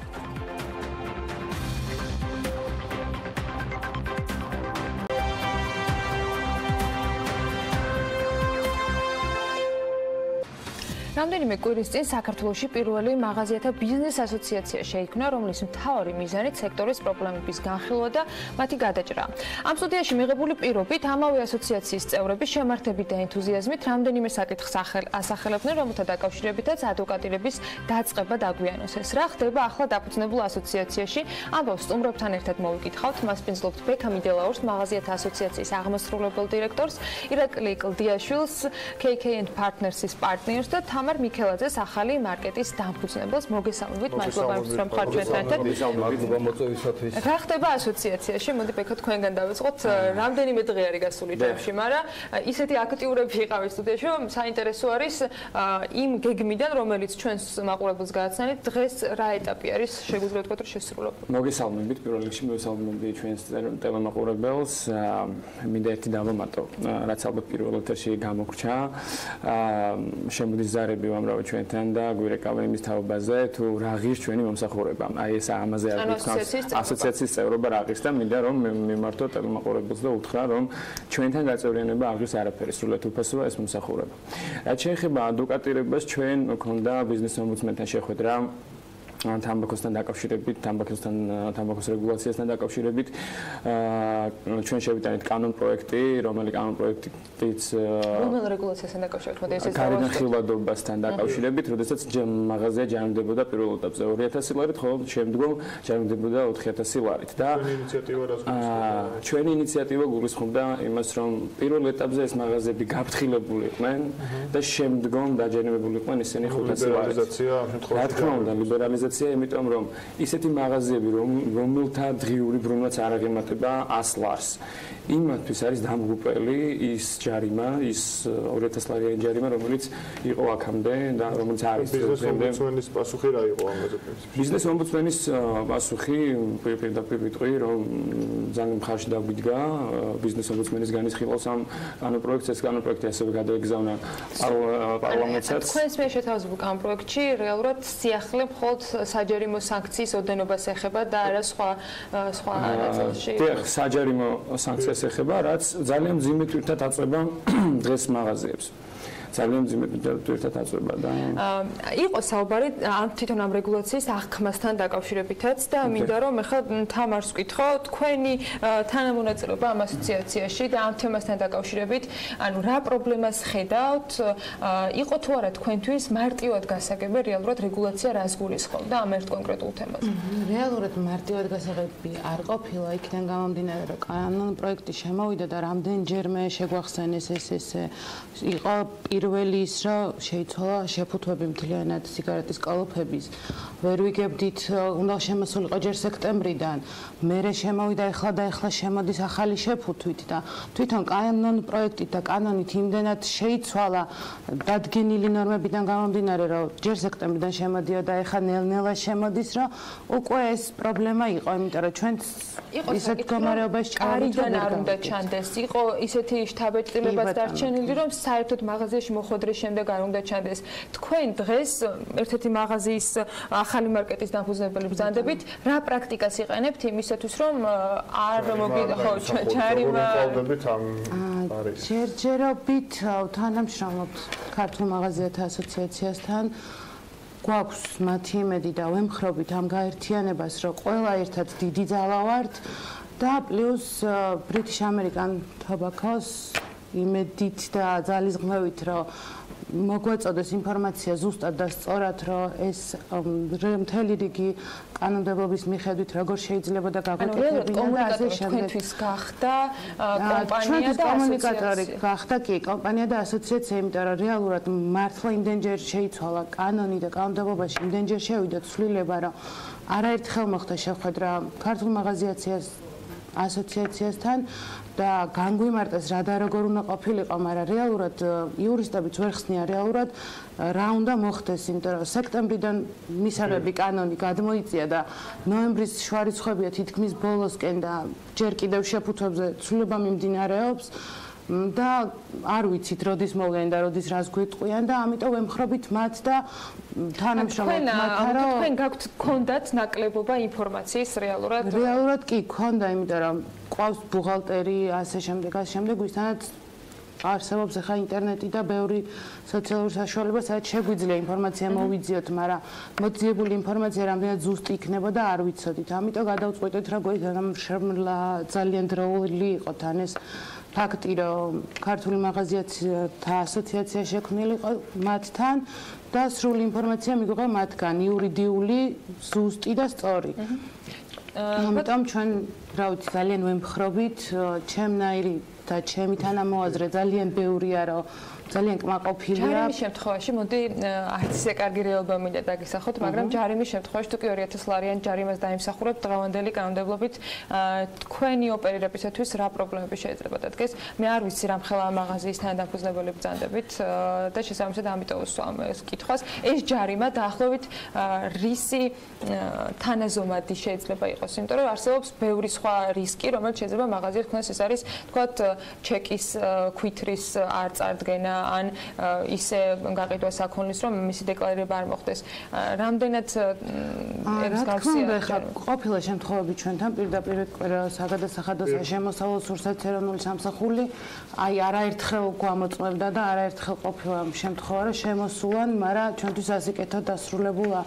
ამიტომ ამ ფაქტს პირდაპირ ესე რომ გითხრათ, რომ არც განვიხილავ, რომ დაგვაჯარიმებენ, იმიტომ რომ ჩვენთან არ არის გარედან ხილვადი და პრინციპში ისევ ახსენებ, ქართულ მაღაზიათა ასოციაციამ და ბრიტიშ ამერიკან თამბაქომ მაქსიმალურად მოგვაწოდეს ინფორმაცია, როგორ უნდა ყოფილიყო ყველაფერი მოწესრიგებული იმ დონეზე, რომ არ მიგვეღო ეს ჯარიმა, მაგრამ ძალიან ბევრ მაღაზიაში ჩვენთანაც მეთანაც ვინტერესდები, რომ სად როგორ ანაირად მიმდინარეობს ეს პროცესები, არის შავი ფარდები ჩამოფარებული, კარდონის ყუთებში შეფუთული ეს ყველაფერი და არის აი თვითონვე სასაცილო და არ ყოფილით ეს თემა. თქოში საინტერესო არის თეორიულად რო წარმოვიდგინოთ იმ შემთხვევაში რომ ჯარიმა იღოთ 2000 არქნას 2000 ლარიანი ჯარიმა, ეს ჯარიმა თქვენ და თქვენი ზომის მაღაზიებზე რამდენად შემაფერხებელი ბარიერი შეიძლება გახდეს და რამდენად შეიძლება დაგაზიანოთ. უნდა არის, იმიტომ რომ მცირე და საშუალო მეწარმეები არ არიან იმ მასშტაბების, რომ სიგარეტებზე და ისეთ პროდუქტზე, რომელიც ფაქტობრივად პრობლემას არ წარმოადგენს, მომხმარებელი მაინც შემოდის, მაინც კითხულობს, ეს არ არის პრობლემა, რომ იქ ფარდაა ჩამოფარებული თუ კოლოფით არის შეფუთული და რაღაცა ყუთით მაინც კითხულობს ამას მომხმარებელი და მაინც მოიხმარს, ასე რომ ვთქვა და თვითონ პირველ რიგში ჩვენ ზარალდებით ამითი, იმიტომ რომ ისედაც საშემოსავლო იქნება ეს, დღეგე იქნება თუ რაც იქნება, იქნება ამას საკმაო ზომაზე ვიხდით და საკმაოდ გვაწვება ესეც ხარზე და პლუს მაგაზე 2000 ლარიანი ჯარიმა, რომელიც ფაქტობრივად არ არის ჩვენთვის აი არაფრის მომცემი, ძალიან დაგვაზარალებს ასე რომ. პარტნიორები, თქვენთვის მაინტერესებს გამოწვევა რაში მდგომარეობს იმ ლაპარაკებიდან გამომდინარე, რომელიც დღეს არსებობს იგივე ბიზნეს ომბუდსმენთან, რა პერსპექტივას ხედავთ ჯარიმის შემცირების შემთხვევაში, რამდენად მისაღები შეიძლება იყოს მაღაზიებისათვის კანონმდებლობის არსებობა ამ ფორმით, ოღონდ შემცირებული ჯარიმა. ნუ ეხლა რაც ბექამ დააფიქსირა და ახსნა პრაქტიკულად ის პრობლემა, ჩვენ პრაქტიკულად შეგვიქმნა ის კონტექსტი, რომ უკეთ გავიგოთ რა ხდება, ხო აქ. მიდგომა და პრობლემა არის იმაში, რომ ინდუსტრიამ ან მაღაზიებმა უნდა მოახდინონ ადაპტირება, გადაწყობა ახალი რეგულაციების მიმართებაში, ხო? და შესაბამისად მოერგონ ამ ახალ რეგულაციებს. არავინ არ არის წინააღმდეგი ახალი რეგულაციების, პრინციპში ეს ყველასათვის მისაღებია, ოღონდ ის უნდა იყოს ისე შემოღებული, რომ მოახდინოს მაღაზიებმა, განსაკუთრებით მცირე და საშუალო ზომის მაღაზიებმა გადაწყობა, მორგება ამ რეგულაციებისათვის ის რო აღარ დაარღვიონ ეს რეგულაციები. ეხლა აი ბექას ინიციატივა, ხო, ზუსტად მან გვიმყავდა ზუსტად ბექამ რაც ახსენა მაგალითად ის ინიციატივა, რითაც ისინი ომბუდსმენთან და პარლამენტის შესაბამის კომიტეტთან შევიდნენ, არა, ეს ამ ინიციატივაში მთავარი მომენტი იყო ის, რომ არა შერბილებული იყო ჯარიმა, არამედ გაფრთხილების სახე მიეცეს პირველ რიგში. რომ ხო, რა თქმა უნდა, შერბილებაა თავისუფლად, ოღონდ ფინანსური იმით არა, აქ უკვე უпростоრად მიდგომა, პრინციპულად სხვა მიდგომა არის, რომელიც უბრალოდ შეუმსუბუქებს და დროს მიცემს მცირე და საშუალო მაღაზიებს, რომ მოერგონ ახალ რეგულაციებს. ეს ერთი საკითხი. ეხლა მეორე საკითხი, ეს რაც ხილვადობასთან დაკავშირებით იყო და ჩვენმა კომპანიამაც მათ შორის მიიღო მონაწილეობა ამ აუდიტში, ამ მაღაზიებში, საკმაოდ დიდი რაოდენობის მაღაზიების აუდიტი მოახდინეთ, სამართლებრივი აუდიტი და ჩვენი რეკომენდაციის საფუძველზე და რა თქმა უნდა GRA-ის მონაწილეობით მათ მიეცათ რეკომენდაციები, რომ ისე გადაწყობილიყო ეს დისპენსერები, აქ საუბარი არის თამბაქოს თაროებზე, ეგრეთ წოდებულ დისპენსერებზე, რომელშიც უკვე ლაგდება, ვთქვათ, თამბაქოს ნაწარმი, ხო, შემდეგში სარეალიზაციოდ. ეს დისპენსერები ისე განლაგდა, რომ უკვე ისინი ხილვადობის თემაში უკვე აღარ იქნებოდნენ დაჯარიმებულები და ბევრმა გამოასწორა ეს ის, მაგრამ პრობლემა კვლავ რჩება თვითონ ამ დისპენსერების ამუშავების, ანუ სრული მოცულობით, მისი რესურსის სრული გამოყენება, რაც გულისხმობს იმას, რომ მეწარმეებს უნდა ეძლეოდეთ კომუნიკაციის საშუალება თავის მომხმარებელთან, ანუ თავიანთი პროდუქტის შეთავაზების საშუალება კანონის დაცვით, კანონის ჩარჩოებში, ხო? ეს არის დისპენსერი არის კომუნიკაციის საშუალება პრაქტიკულად მეწარმესა და მომხმარებელს შორის, ან მაღაზიასა და ყიდველს შორის მაგალითად და თუ კი ეს დისპენსერი როგორ გესახება თქვენ სიგარეტთან გახებით აი ამ ასე ვთქვათ კომუნიკაციის განხორციელება ძალიან კარგი კითხვა არის მთავარი აქ არსი არის ის რომ კომუნიკაცია არ უნდა მიეცეს ისეთი შეფასება თითქოს და ეს არის რეკლამა თუ კი ის არ არის რეკლამა და კომუნიკაცია სავსები ჯდება და აკმაყოფილებს მაგალითად დღევანდელი მოქმედი კანონმდებლობის მოთხოვნებს ხო ამ შემთხვევაში ჩვენ რაც ხედავთ მაღაზიებში მივდივართ ხედავთ ჩაბნელებულ დისპენსერებს საუკეთესო შემთხვევაში ეს არის ჩაბნელებული დისპენსერები უარეს შემთხვევაში რაღაც უსახური ზეწრები ჩამოფარებული ზეთ რაც ვიზუალურად წარმოუდგენელს ხდის უბრალოდ აი ესეთურათაც არ არის კარგად ოპონენტი რო ისდეს ახლა და მე გავწევ ამასაც ვირტუალურად გეყოლოთ აუცილებლად იმას რომ ეს ჯანმრთელობის დაცვიდან გამომდინარე არის ასე ვთქვათ ეს პოლიტიკის ერთ-ერთი შემადგენელი ნაწილია და ალბათ რაიმე სტატისტიკასაც კი რა თქმა უნდა ეს ამის არ განიხილავდნენ სავარაუდოდ და არც გამოვხილავთ აუცილებლად კონტრარგუმენტი თქვენი გეთანხმებით აუცილებლად ჯანმრთელობა და თვითონ თამბაქოს კონტროლის შესაძლებელი კანონის სულისკვეთება და ამოცანა რა თქმა უნდა ეს არის, მაგრამ ეს არ უნდა ნიშნავდეს იმას, რომ რახან ჩვენ ერთ პრობლემას ვაგვარებთ, ამითი მეორე პრობლემა მთლიანად ესე ვთქვათ, ისე დავაზარალოთ, რომ აღარ ქონდეს საშუალება იმის, რომ იფუნქციონიროს. არა, ანუ კერძო სამართლებრივ ურთიერთობებში პირობითად ან ბიზნესის თავისუფლების შეზღუდვის ხარჯზე ეს არ უნდა მოხდეს.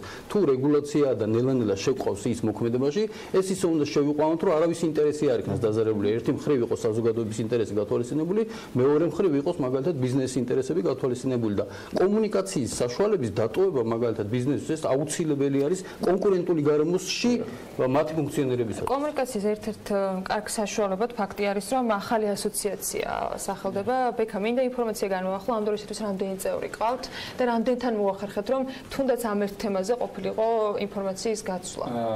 დღეს ჩვენს ორგანიზაციაში უკვე გაწევრიანდა 300-ზე მეტი მაღაზია და ეს უფრო ყოველდღიურად იზრდება. კომუნიკაციას მასთან ვახდენთ, ისინი გვირეკავენ გარკვეული პრობლემებით. ეს ისევ და ისევ ეხება ღამის დისტრიბუციას, ფასების დიფერენცირებას და მინდა გავშალო ეს თემა, რომ ქსელურ მაღაზიებში უფრო დიდი, ესე იგი, უფრო როგორ თქვა, უფრო ძვირია ეს ნაწარმი ნებისმიერი, ვიდრე მცირე მაღაზიებში ესეც პრობლემა არის. ხარჯებიდან გამომდინარე, როგორც მათ. ეს პრობლემა არის და კიდევ ბევრი პრობლემები აქვს მათ თუნდაც ამ თამბაქოსთან დაკავშირებით და ჩვენ ყველანაირად ვცდილობთ რომ გავცეთ მათ ამოწურებებას. როდის იქნება შემდეგი შეხვედრა ბიზნეს ომბუდსმენთან ამ კონკრეტულ თემაზე? ბიზნეს ომბუდსმენთან სავარაუდოდ ამ კვირაში იქნება შეხვედრა, ამ კვირაში შევხვდებით მას და გავუვლით ამ თემას, რომელიც ჩვენ კარგი, დაველოდებით ინფორმაციის განახლებას, რა პასუხით იქნება ბიზნეს ომბუდსმენი თქვენთან და იქ მოხდება თუ არა თქვენი ინიციატივის გაზიარება კანონში ჩასწორების ფორმით ან რამე სხვა მსგავსი.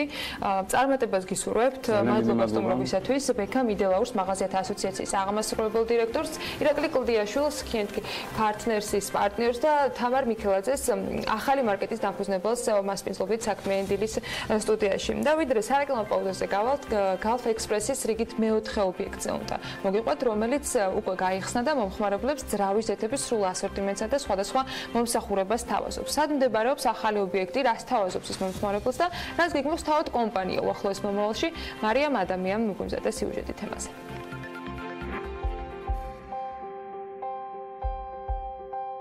კომპანია გალფი განაგრძობს განვითარებას და მან დიდუბეში მტკვრის მარცხენა სანაპიროზე გალფ ექსპრესის რიგით მეორე ობიექტი გახსნა, რომელიც მომხმარებელს ძრავის ზეთების სრულ ასორტიმენტს შესთავაზებს. აქ წარმოდგენილია პრემიუმ ხარისხის ძრავის ზეთების ფართო ასორტიმენტი, როგორც სამგზავრო, ასევე სატვირთო ავტომობილებისთვის.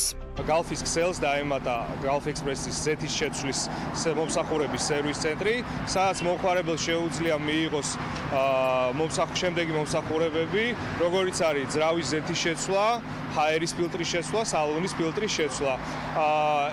ჩვენი პროექტი იმითი არის უნიკალური, რომ ერთ სივრცეში რამოდენიმე მომსახურების განერთიანება ხდება, საწვავით გამართვა ავტომობილის, ასევე ძრავის ზეთის შეცვლა და მაღაზიაში სერვისებით სარგებლობა. ამ ეტაპისთვის მომხმარებლებისთვის ძალიან სასიამოვნო აქცია მიმდინარეობს Gulf Express-ის მასშტაბით, როგორც დიდუბის ობიექტზე, ასევე გელოვანის ობიექტზე.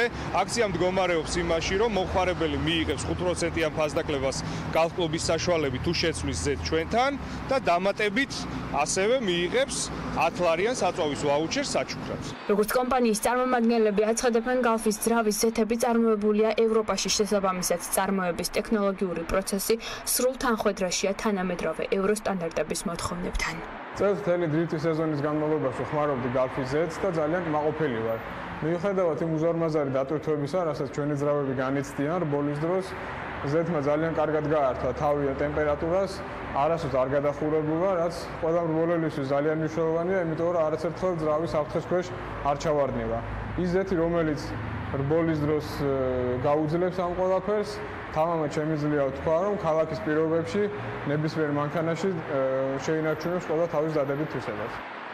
რაც შეეხება კომპანიის სამომავლო გეგმებს, 2019 წლიდან რეგიონებში კიდევ 3 Gulf Express-ის ობიექტის გახსნა და მათი განვითარება იგეგმება.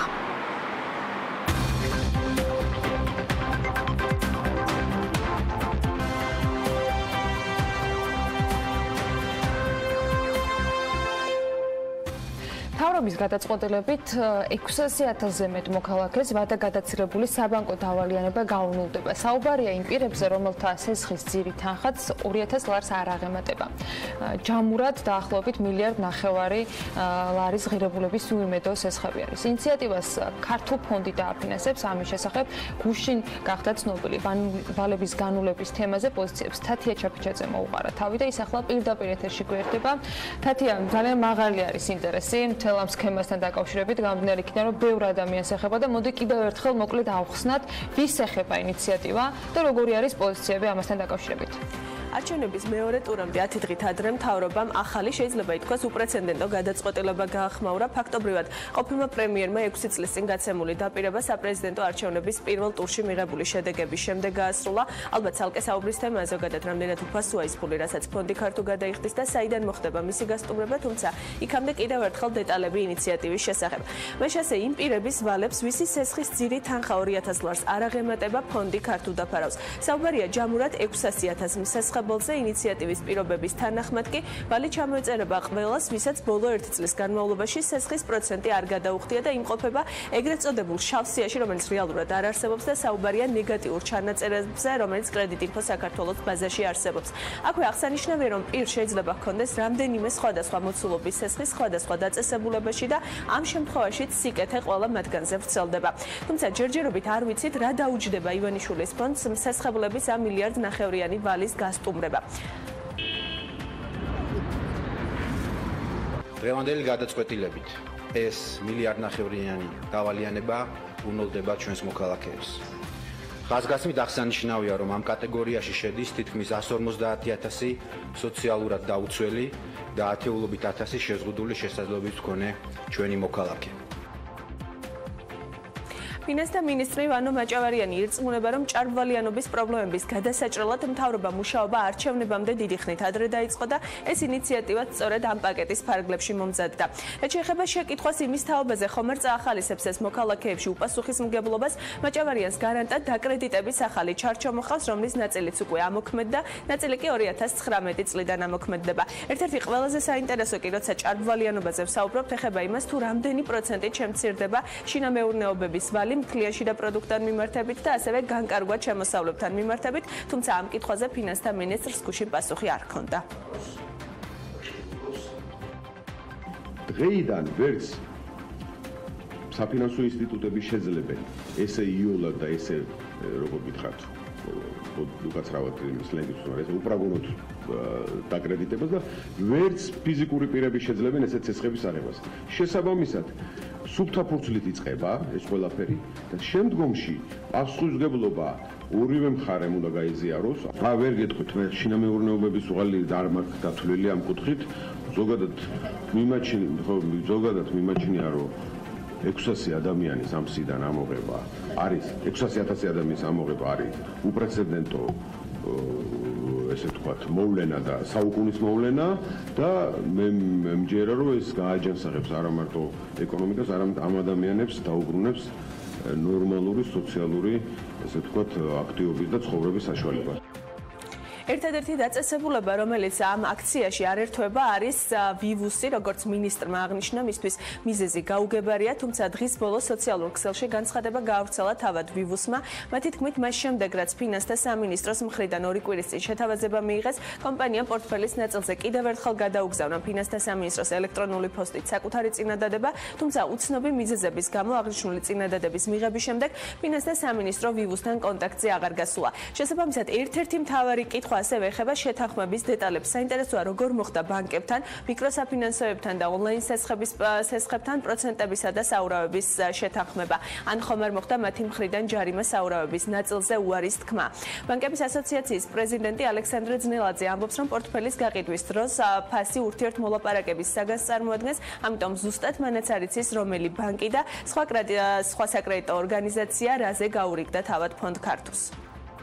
თერსობდა კომერციული ურთიერთობის ნაწილი, რომელიც ინდივიდუალურად ბანკების და კონკრეტული სუბიექტების ურთიერთობაზე არის დამოკიდებული.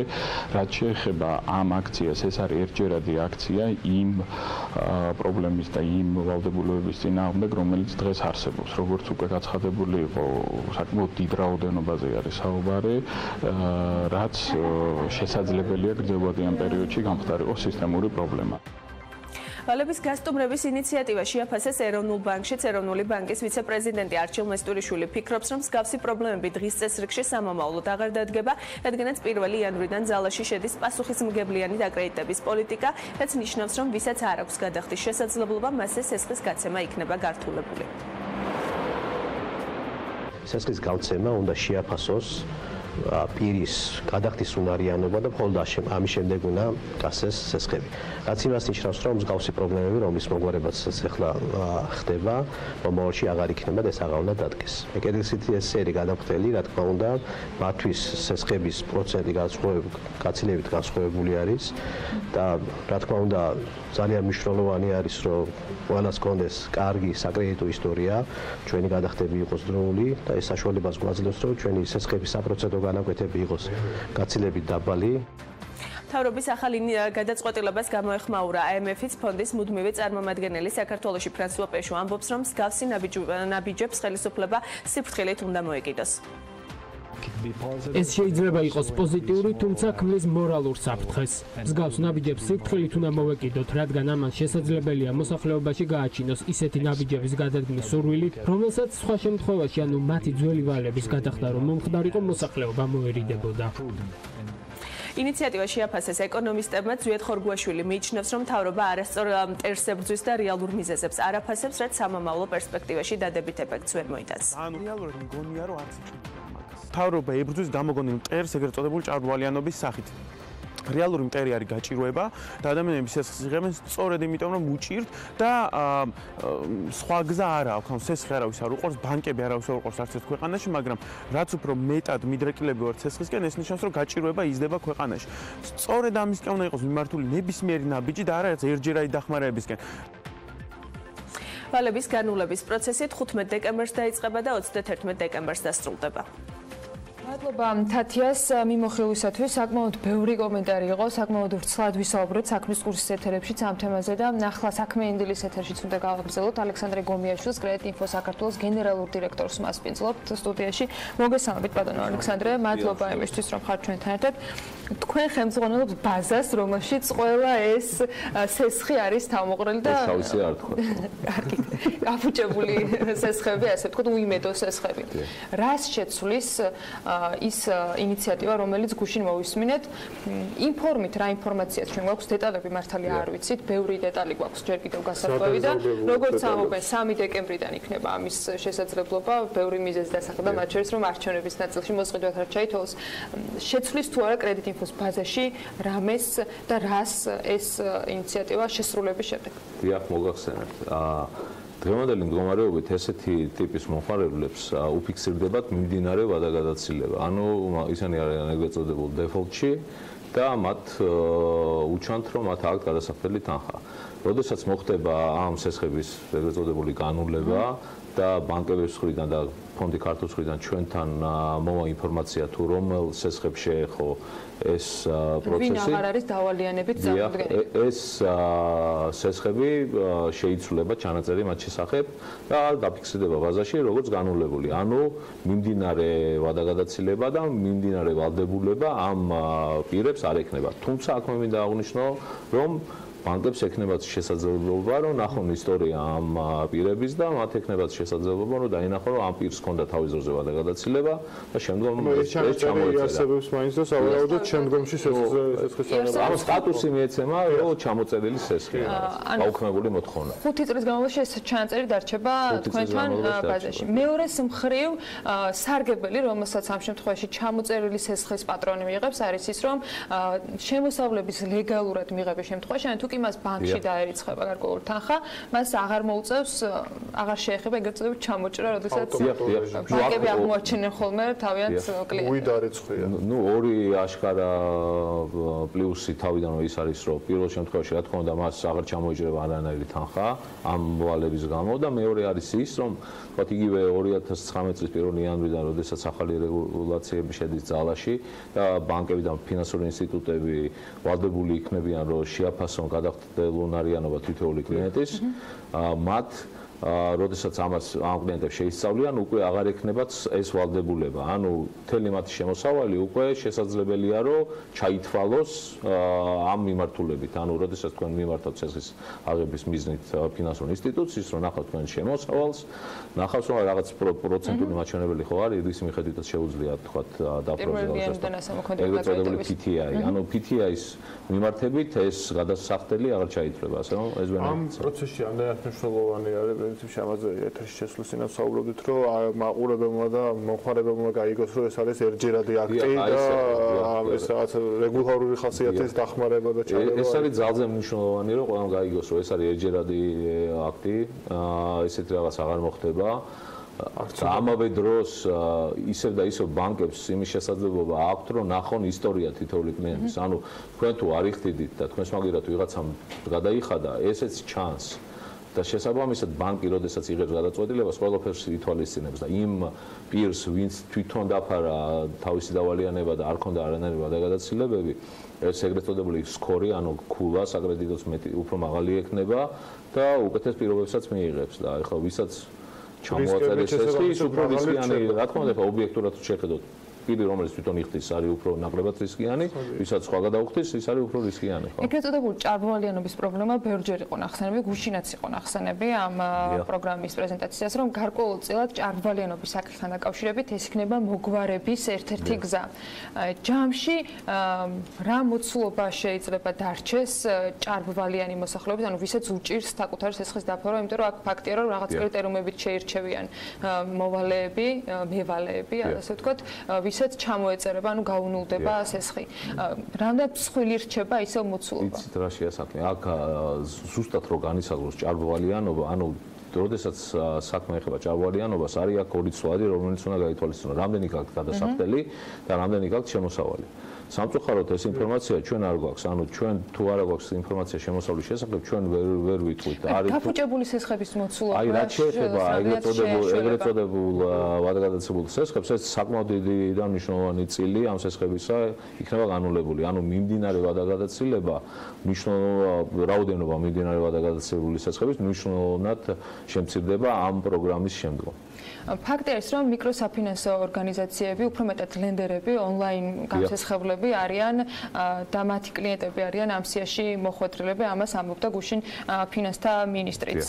დღეს თქვენთან რამდენი ონლაინ გამსესხებელი არის დარეგისტრირებული და მათთვის რა იცვლება ამ რეალურად? ამ კუთხით ახლა აქ აქტიური ონლაინ გამსესხებელი დაახლოებით რაღაც 10-მდე დარჩა, რაღაც 1-2 წლის წინ იყო რაღაც 50-მდე. თუმცა ეს შეეხება იმ ორგანიზაციებსაც, ვინც აქამდე გაცემდა სესხს, ეხლა შეჩერებული აქვს ბიზნესი, მაგრამ ეს პორტფელი დარჩა გადაუხდელი ვალების. ასე რომ ეს ძირითადად ფაქტიურად ყველას ეხება, ეხლა როგორც მე პრესიდან გავიგე, ერთადერთი for finance, ანუ იგივე ბიბუსი არ ჩაერთო ამ პროგრამაში. თუმცა ივანე მაჭარიანობს, რომ კარიღია და იქნებ ლაპარაკება რაღაც შეცდომა.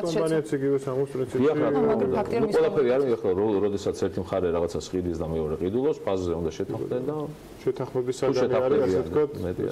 ხო, საინტერესო რეალობის წინაშე აღმოჩნდება რეალურად ეს ყველაფერი. ბანკებისათვის რამდენად შეიძლება ვივარაუდოთ, არ გვაქვს რიცხვები, დღეს კიდეც გავაცანი მაყურებელს, ბანკებს პროცენტულად საერთო სესხებიდან რამდენი აქვთ ეგრეთ წოდებული უიმედო ვალების პროცენტი. მათთან იქნება რაღაც წილი ამ პროექტის. დიახ, რა თქმა უნდა, ეხლა ბანკების სესხებიც არის ესეთი სახის, იგივე საკრედიტო ბარათებზე, იმიტომ რომ ეს პროგრამა საკრედიტო ბარათებსაც ეხება და ეხლა ნებისმიერი საკრედიტო ბარათები ეგრეთ დაბალი ლიმიტით, ანუ 2000 ლარამდე ლიმიტით, ვინც გადაგაცილებაში იყო, ეს ყველაფერი მოხდებოდა. ეხლა თანხობრივად, რა თქმა უნდა, ბანკებისთვის იმდენად მნიშვნელოვანი არ არის, როგორც ონლაინ ლენდერებისთვის, მაგრამ რაოდენობრივად სესხებს რაც შეეხება, საკმაოდ დიდი რაოდენობა იქაც. არა ვარ დარწმუნებული, რომ სწორ ადრესად ნაკითხულობთ, მაგრამ ლომბარდების თემა თქვენთვის რამდენად იყო რაიმე ფორმით ამოხსნელი ან გასაგები რა იგულისხმება ამაში?